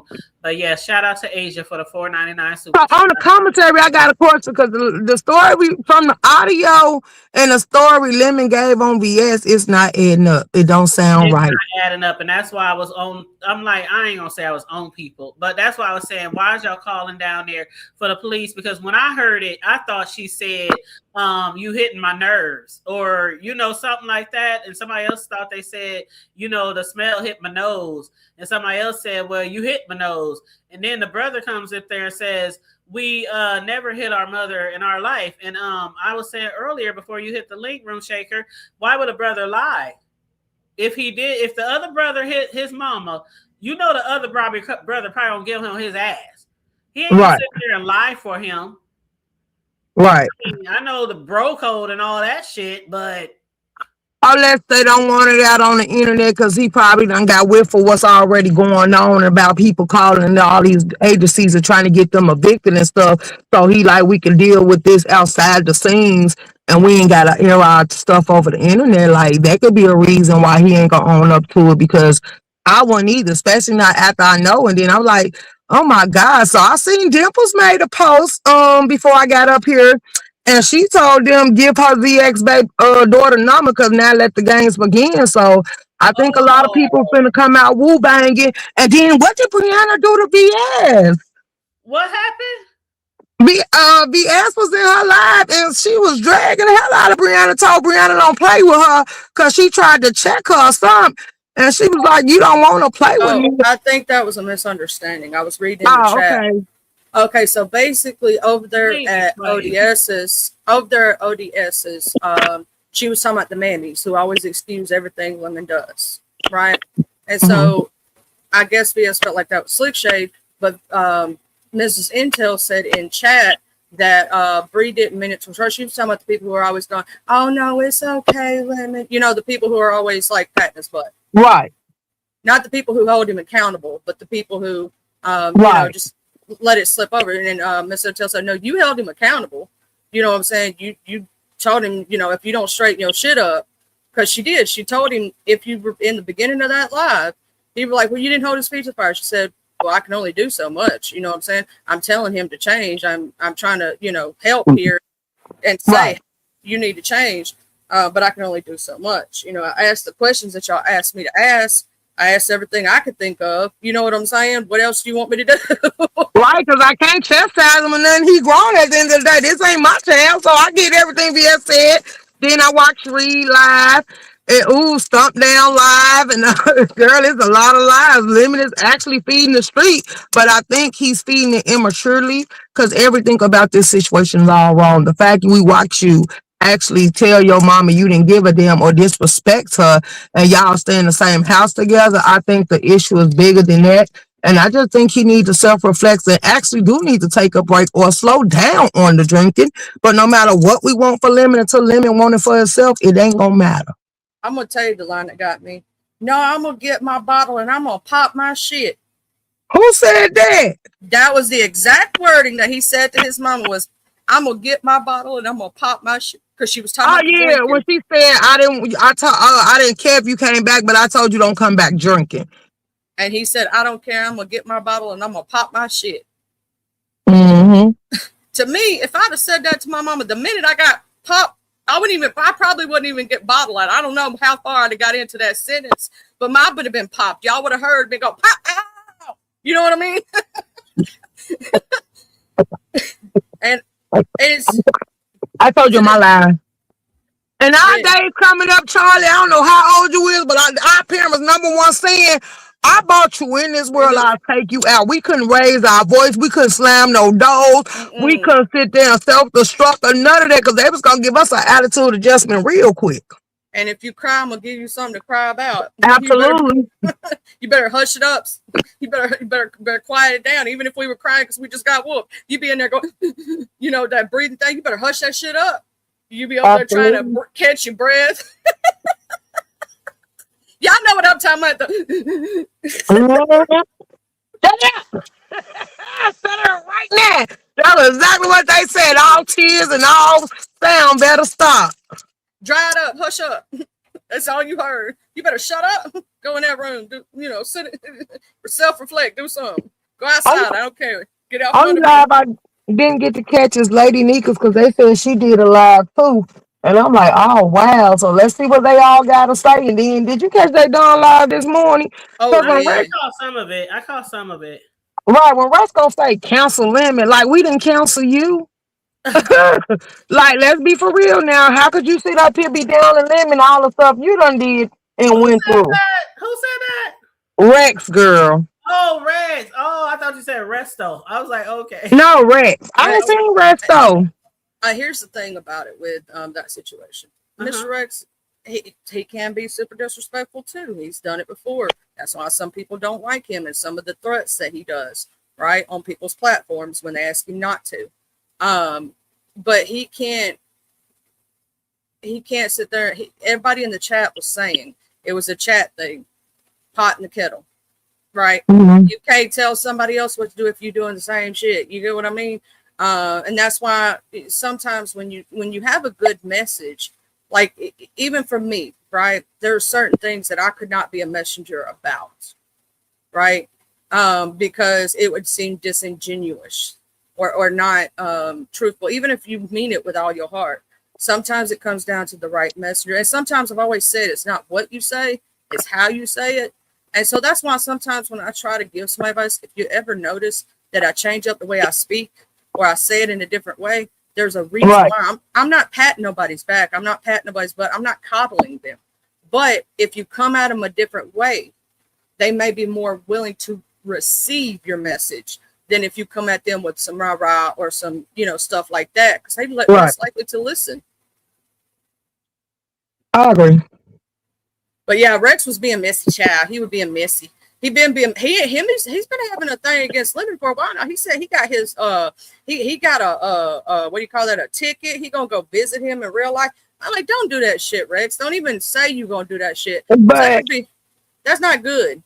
You don't need to go to jail. did you clock the part when Rex said he could do what he want to do because his money long? And I'm like, yeah, until you cross the wrong person, because money don't mean nothing to me. It's about principle. It's about respect.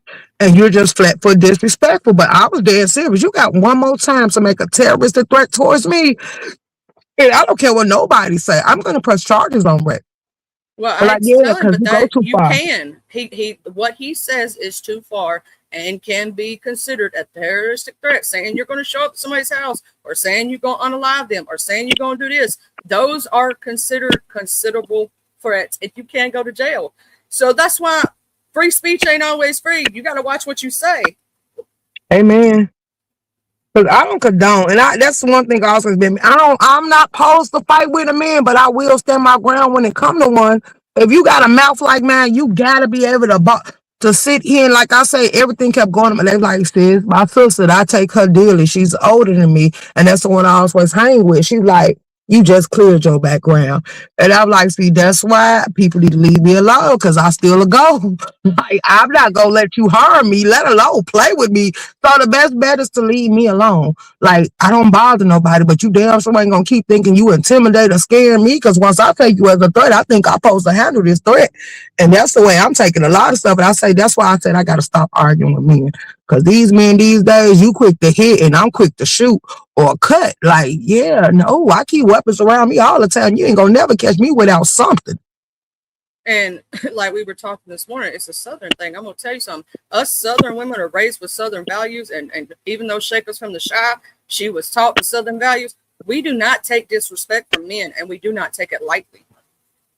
That's true. But I told you, my mama came from Mississippi. That's what I'm saying. You From Tennessee. And I was not, I told y'all, that's why I said I can bring my family over here and do an interview. Like, we done did this before. My great uncle raised his voice at my auntie, and she pulled out that sawed-off shotgun and just started firing holes in the wall and say, now raise your voice again. And then she said, when you get through and you cool off, you come in here and you patch this up and you fix my wall. And then my granddaddy slapped my grandma. That's 87 to this day. She went in there, grabbed that pot off the stove, and she just lunched all that on him. And we watched the skin come on up off his arm.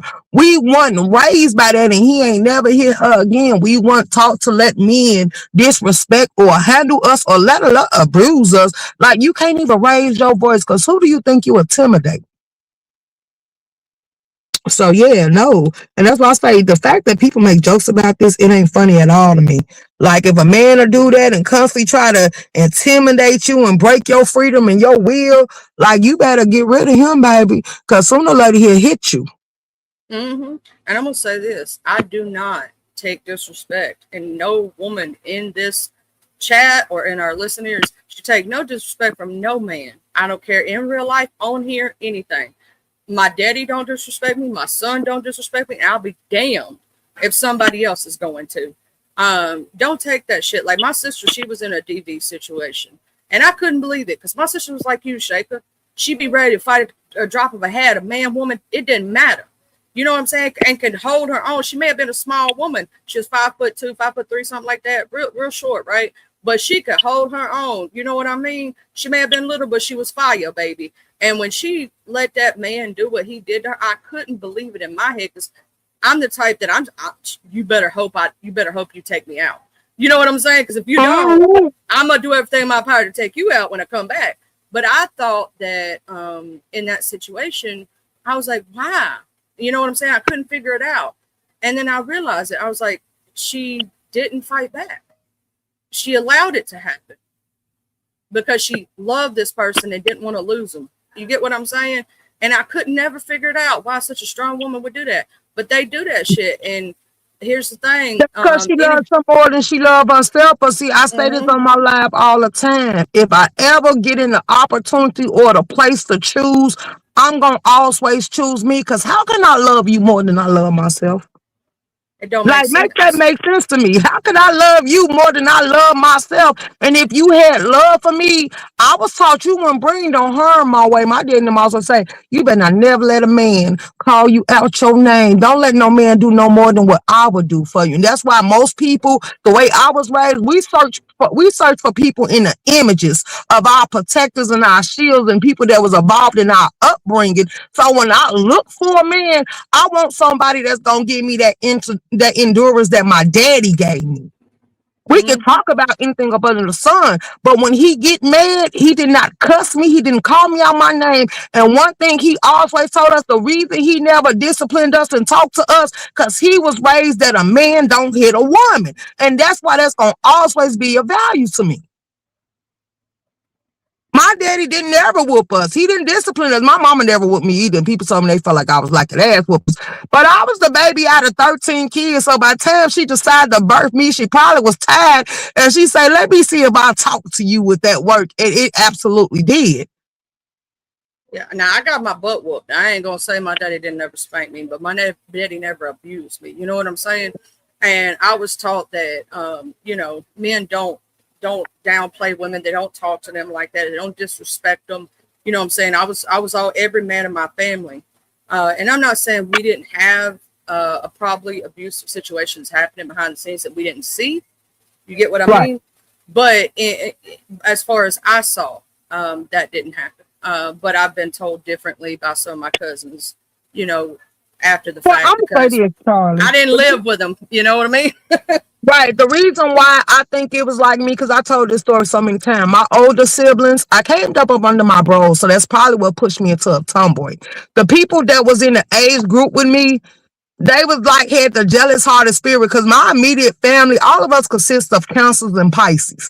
My mommy and my daddy was a Pisces. My great grandma is a Cancer. My granddaddy was a Cancer. My uncle is a Pisces. My sister that's 1 year older than me is a Pisces. My other sister, her birthday July the 9th. And then I got brothers that's Pisces and Cancer. So it was like when I got here, some of them, they didn't want that lifestyle and that structure. So when the way my mama was, she basically submitted and bowed to her mama.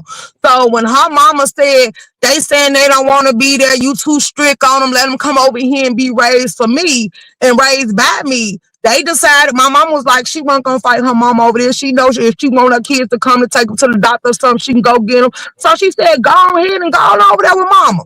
And then that's why we ain't got the same values we do. Like I told my sister, you didn't come up a fighter. You didn't go down there with me to Mississippi for the summers. You didn't take road trips and stuff like that. And that's why I say they kept my itinerary busy because they was looking like this the baby girl. She ain't got nobody to play with, so we gonna interact with her and keep her busy so she don't get lonely and just start doing anything. So that's why I told them the same values y'all got. Grandma bought y'all cars and stuff. My parents wouldn't have for me. They say every damn you raise, we gonna match. At 15, they taught me how to drive. At 16, I was coming off for a lot. And I was like, okay, so they taught me these values. And like I told my sister, you 1 year older than me and you got a house full of kids. Because every time you burst them out, grandma was telling you you could leave the kids and still allow you to run the streets. And my parents was pushing me towards education and telling me to get married and all this other stuff. So like I told people, I got married at 18. I didn't break my virginity until 20 because I still wasn't ready and I thought me and boys was nasty. But then, like I told him, my first child came at 27. So it was like our whole upbringing was different, even though we got the same mom and daddy. The fact that we don't have the same values because you weren't raised in the house though, and grandma too goddamn old, she 87, and you run ripping and running the streets, but every time you need something, you can call on her. You had no responsibilities. She didn't tell you to go to college. She didn't tell you to do none of that. And since you weren't under the roof that I was, you felt like you didn't have to live by the rules that we applied to. So my older siblings that's well grounded and stuff, them the ones I relate to. And that's why I say my bros, when my mom and my daddy passed, my bros, my great aunties, my uncles, and all of them took me under their wing and they kept me to the lifestyle that my mom and daddy kept me to. And then it was like, okay, she gone now. Anybody touch me, play with me, as far as I'm concerned, they can meet the grounds like my mama did. And after that, that's when my evil streak kicked in and my great aunties and them started telling me, like, you ain't the little girl that used to always have a smile on your face and stuff. And I say, it's like everybody trying to provoke the beast because everybody was always telling me. They said, we like the fact that you was quiet, you stayed in your own lane. But when somebody came brewing and picking or meddling because they wanted you to play with them and you didn't want to be bothered with them, they were like, you just showed the evil streak. And they was like, it was like once we seen that other side, we knew we wasn't going to have to worry about you. We just had to train you. And ever since then, like I told them, I've been on go when it comes to protecting me. Because I don't go around starting stuff, but you going to leave me alone because once you get me started, it ain't no calm in the storm. And That's that's for exactly. my daughter too, because she ain't never had to fight in her life. She ain't never been attacked because I always protected her. But now I see now, you not afraid of maze, but I see is now it's time for me to actually let it get intense and let you experience what the world get, but I don't want you to get hurt in the process. I get what you mean because I protected my son. Say I was a fighter like that too, and we don't want our kids to have to go through that. You know what I'm saying? But it did make us stronger. It did make us, not take stuff off nobody and be able to handle that situation, whether it be men, women, it don't matter. I was fighting boys 3 times my size when I was a little kid. You know what I'm saying? 3 or 4 times. And I was always told, don't start nothing, but you damn well better finish it. Absolutely. That's what my sister said. I said, do they know how we stood in the street? If you played with one of us, all of us came down swinging like them the ones I came up with. So when my parents passed, they instantly kicked into the big brothers and big sisters and they shielded me like, you ain't going to play with her because we know what type of person she is. She quieted to herself. And then that's why I say my grandma used to tell people, they used to try to say, because she come play, why she can't come play in the field? And my grandma say, no, you going on and quit meddling. She ain't coming off the porch.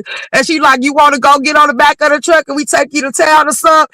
And I was like, girl, because she didn't like these kids. She said, and then that's why I tell my daughter, I don't like the kids you choose. You said these your friends, but my friends I came up from childhood with. Now, I do cross certain people, and if you become acquaintances, I'm still not quick and eager to call you my friend because I don't know too much about you. Like, have you been to the cookouts and we took road trips to the family reunion? Because I let my friends, they can say they been there. They been to my mama's house and stuff like that. Now, half of these people, you better not let them know where your parents and your people stay at.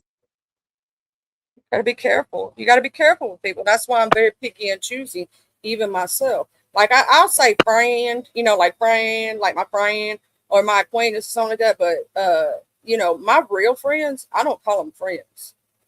They family. I call them family because, right, I was just about to say, you been around so long.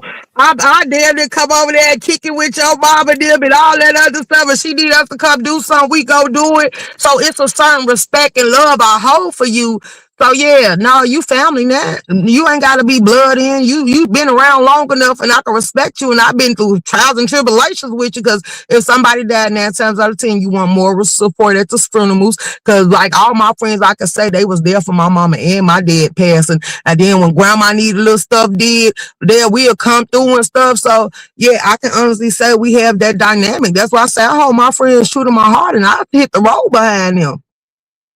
Exactly. I'm gonna say this. Little people don't know, like when you were talking about earlier about on GP.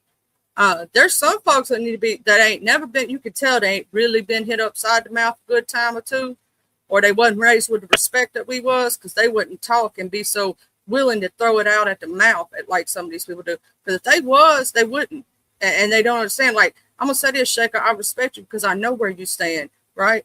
And that's one of the reasons why I think a lot of people who actually enjoy you do. Because you gonna tell it like it is, whether they like it or they don't like it. You know what I'm saying?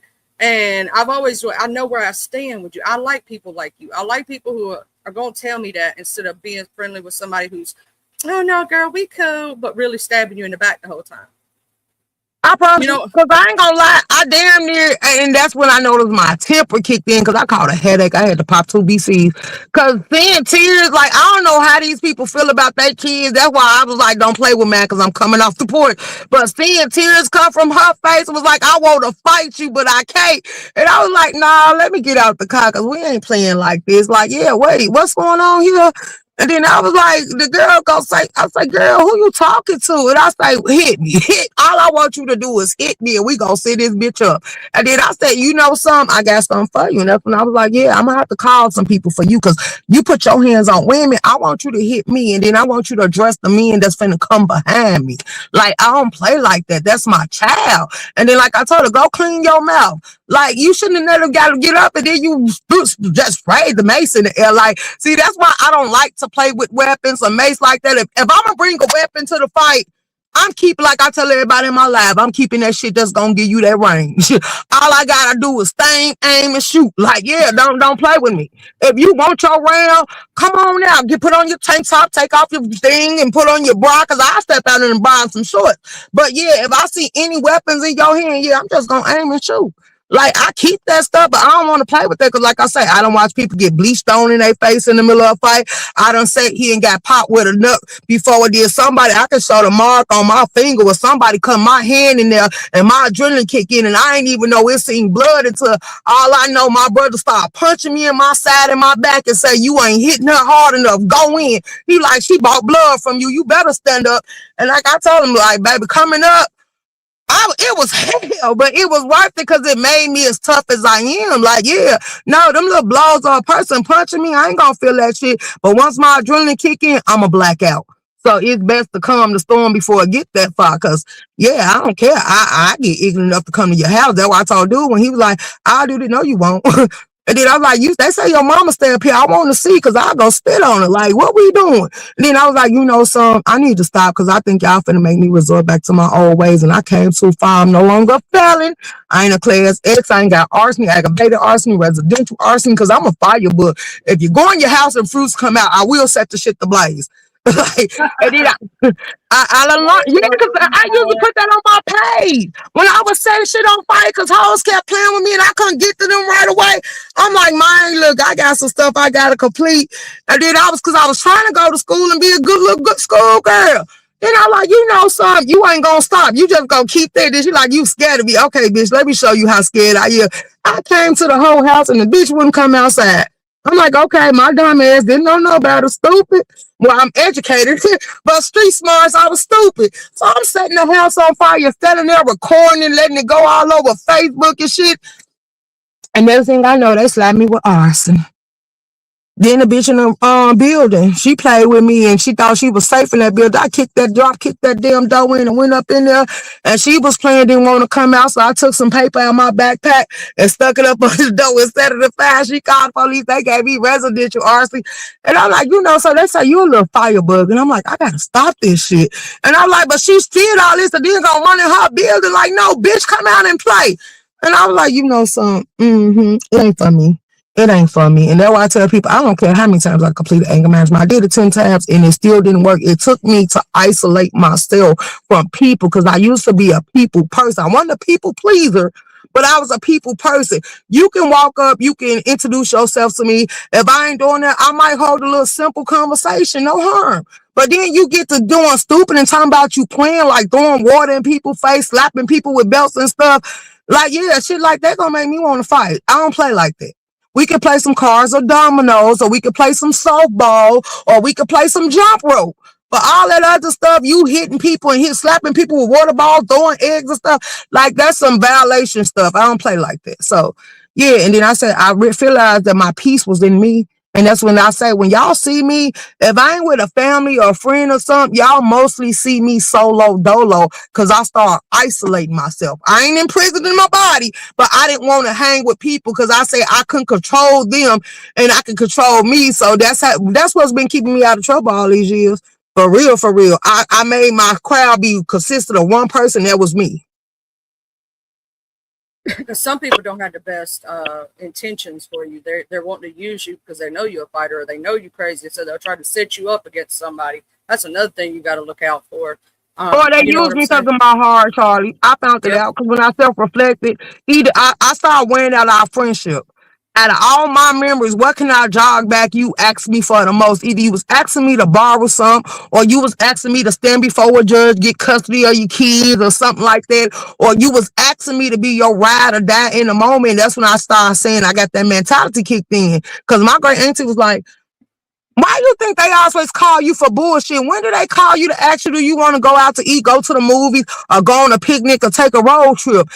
And I was like, they never do. Every time they call me, it's something going on in their life, wrong in their life. And she's like, why you think they call you? She said, because you always available, you always answer, you always held their back. She say, stop having their back and start watching what the stuff they say out their mouth. And baby, ooh, girl, it's one girl. She got slick at the mouth.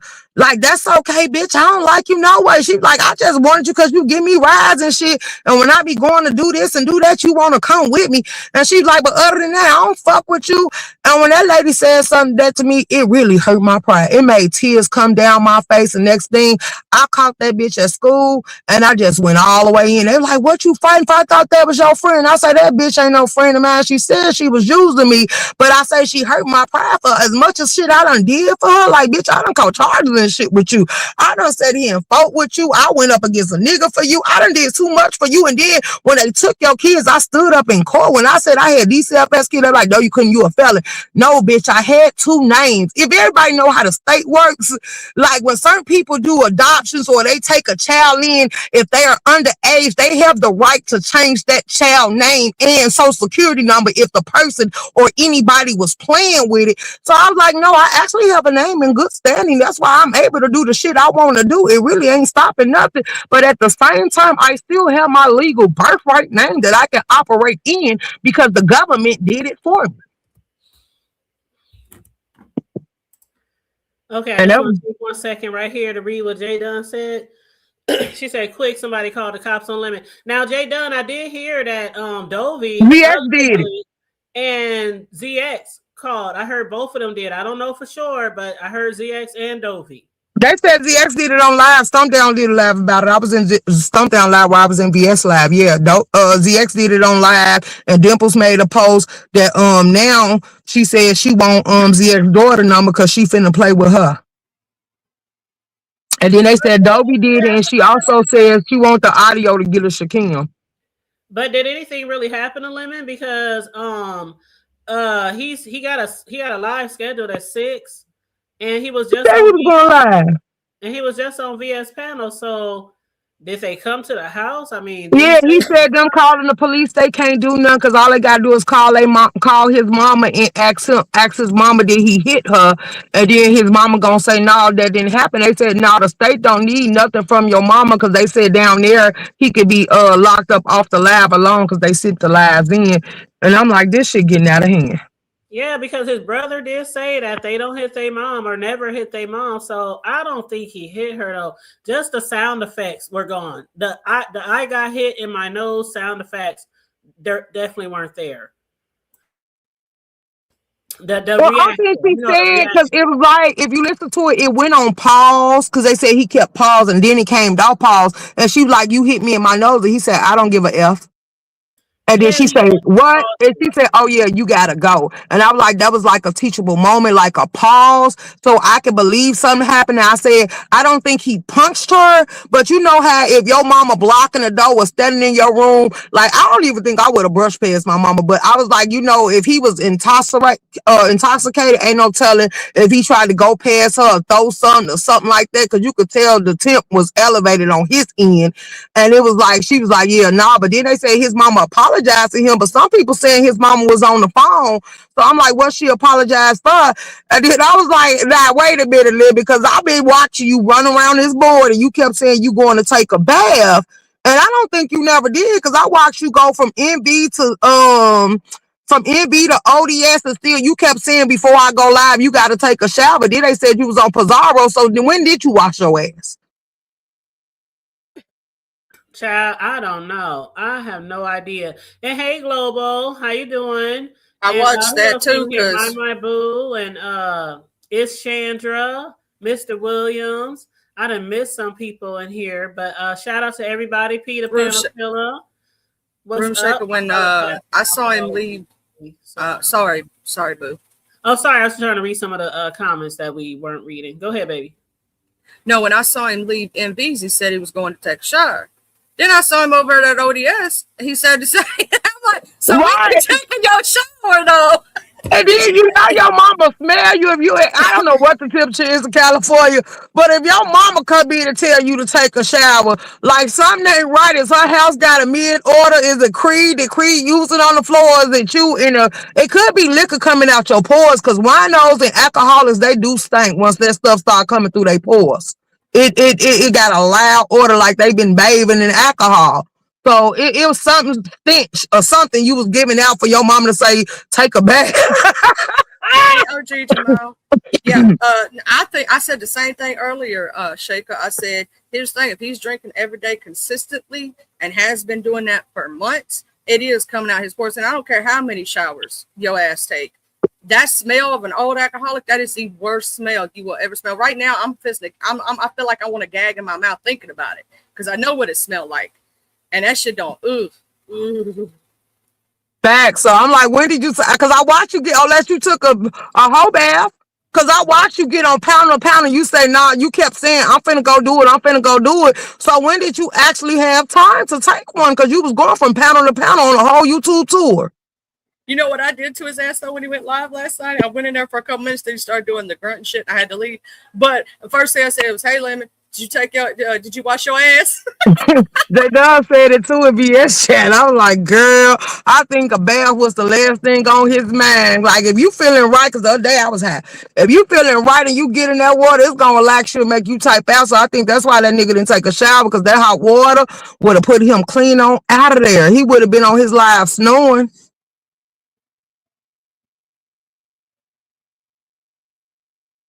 Then he said the hotel people said it was clean. J Dub said, yeah, because you didn't take a bath. I said, you stupid. J Dub crazy. What up, Mr. Boston? Hey, how you doing? What up, Happy Butterfly? Oh Lord, please stop calling the police. Let the mama handle it. Baby, I'm gonna tell you this. Lemon should stop putting stuff out on this app, because they glitch, they itch. They gonna make Lemon, they like crash out story. Like I told them, when they found out MU had a habit, they kept attacking her with it. Then when they was saying Demetria had a drinking problem, they was attacking her with it. They found what your weakness is, and they drive on it. And if you let them sit here and turn you into a puppet, they gonna keep pulling them strings. And the more and more he do it, the drunker Lemon get.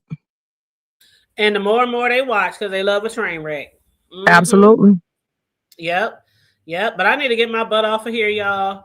I need to check out my new digs, y'all. I had a lot of fun. I like that desk. I think it looks good. I know. I went in there again while y'all was talking, and I sat behind the desk, and I'm like, I guess I don't think it's too wide. Maybe try to push it against the wall a little bit more. It's all the way against the wall. I like it. I think it's all right, but that's up to you. To me, it looks good. That's just my personal opinion. It's all the way against the wall. You know what I'm saying? I think it looks good, but maybe I'm wrong. You know what I'm saying? It's up to you. It's what you like. It's your stuff. I like that desk personally. That's And it, decent. Now, why you pick the green carpet?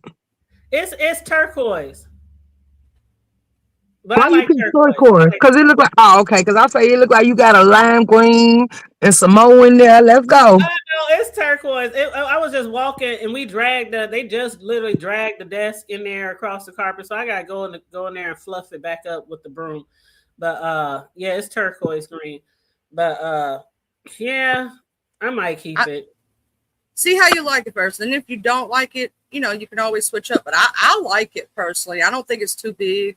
Well, But see, my last desk wasn't that long and it was perfect for the space of that office space. Like I said, there's another side where my printers is. I mean, where my t-shirt presses and all those are on the other side where I make my t-shirts. But right there is where I like my desk because it's right by the window, so I can see outside, see out front.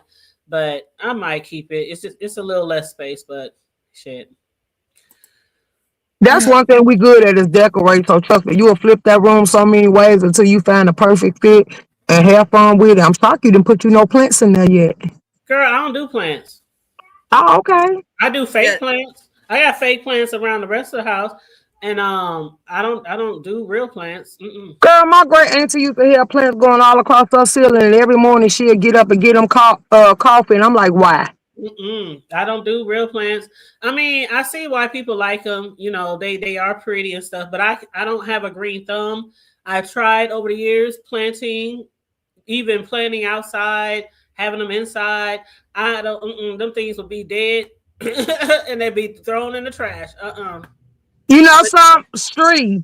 It's an app. I'm in the yeah, street. I said the right name. From the black sector, she's into plants and I be sitting there watching her groom and stuff. It's an app that tell you if something wrong or it's a dead leaf on there, what your plant need just by you taking a picture, letting it scan the plant, and it'll tell you if you ever get into plant, you better go because street taught me that shit. And I said, girl, Yeah, I ain't got it to do. I don't. Mm-mm. I don't even like real flowers.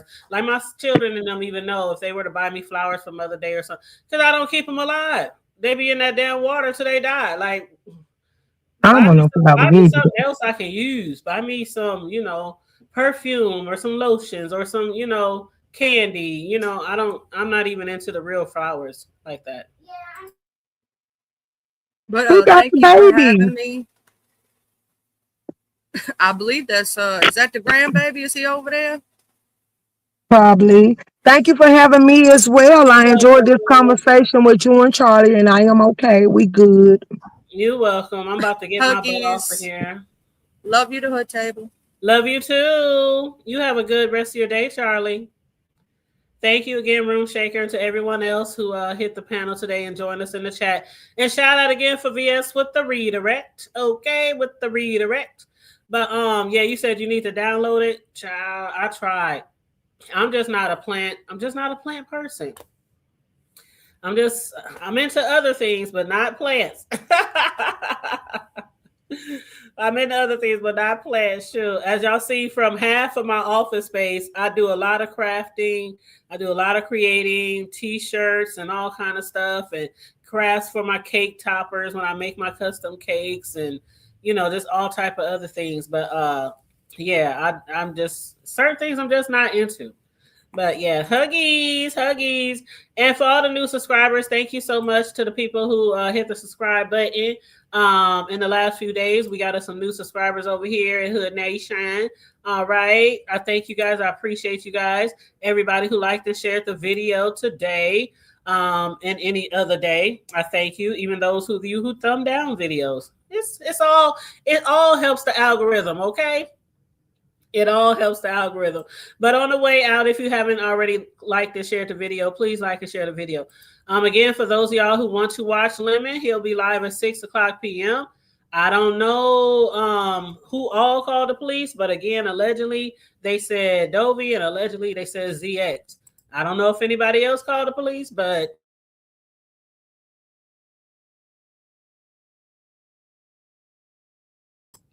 let his mama handle her business.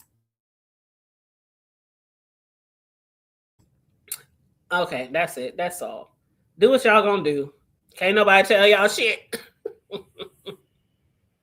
Thank you, Room Shaker. Thank you, Global.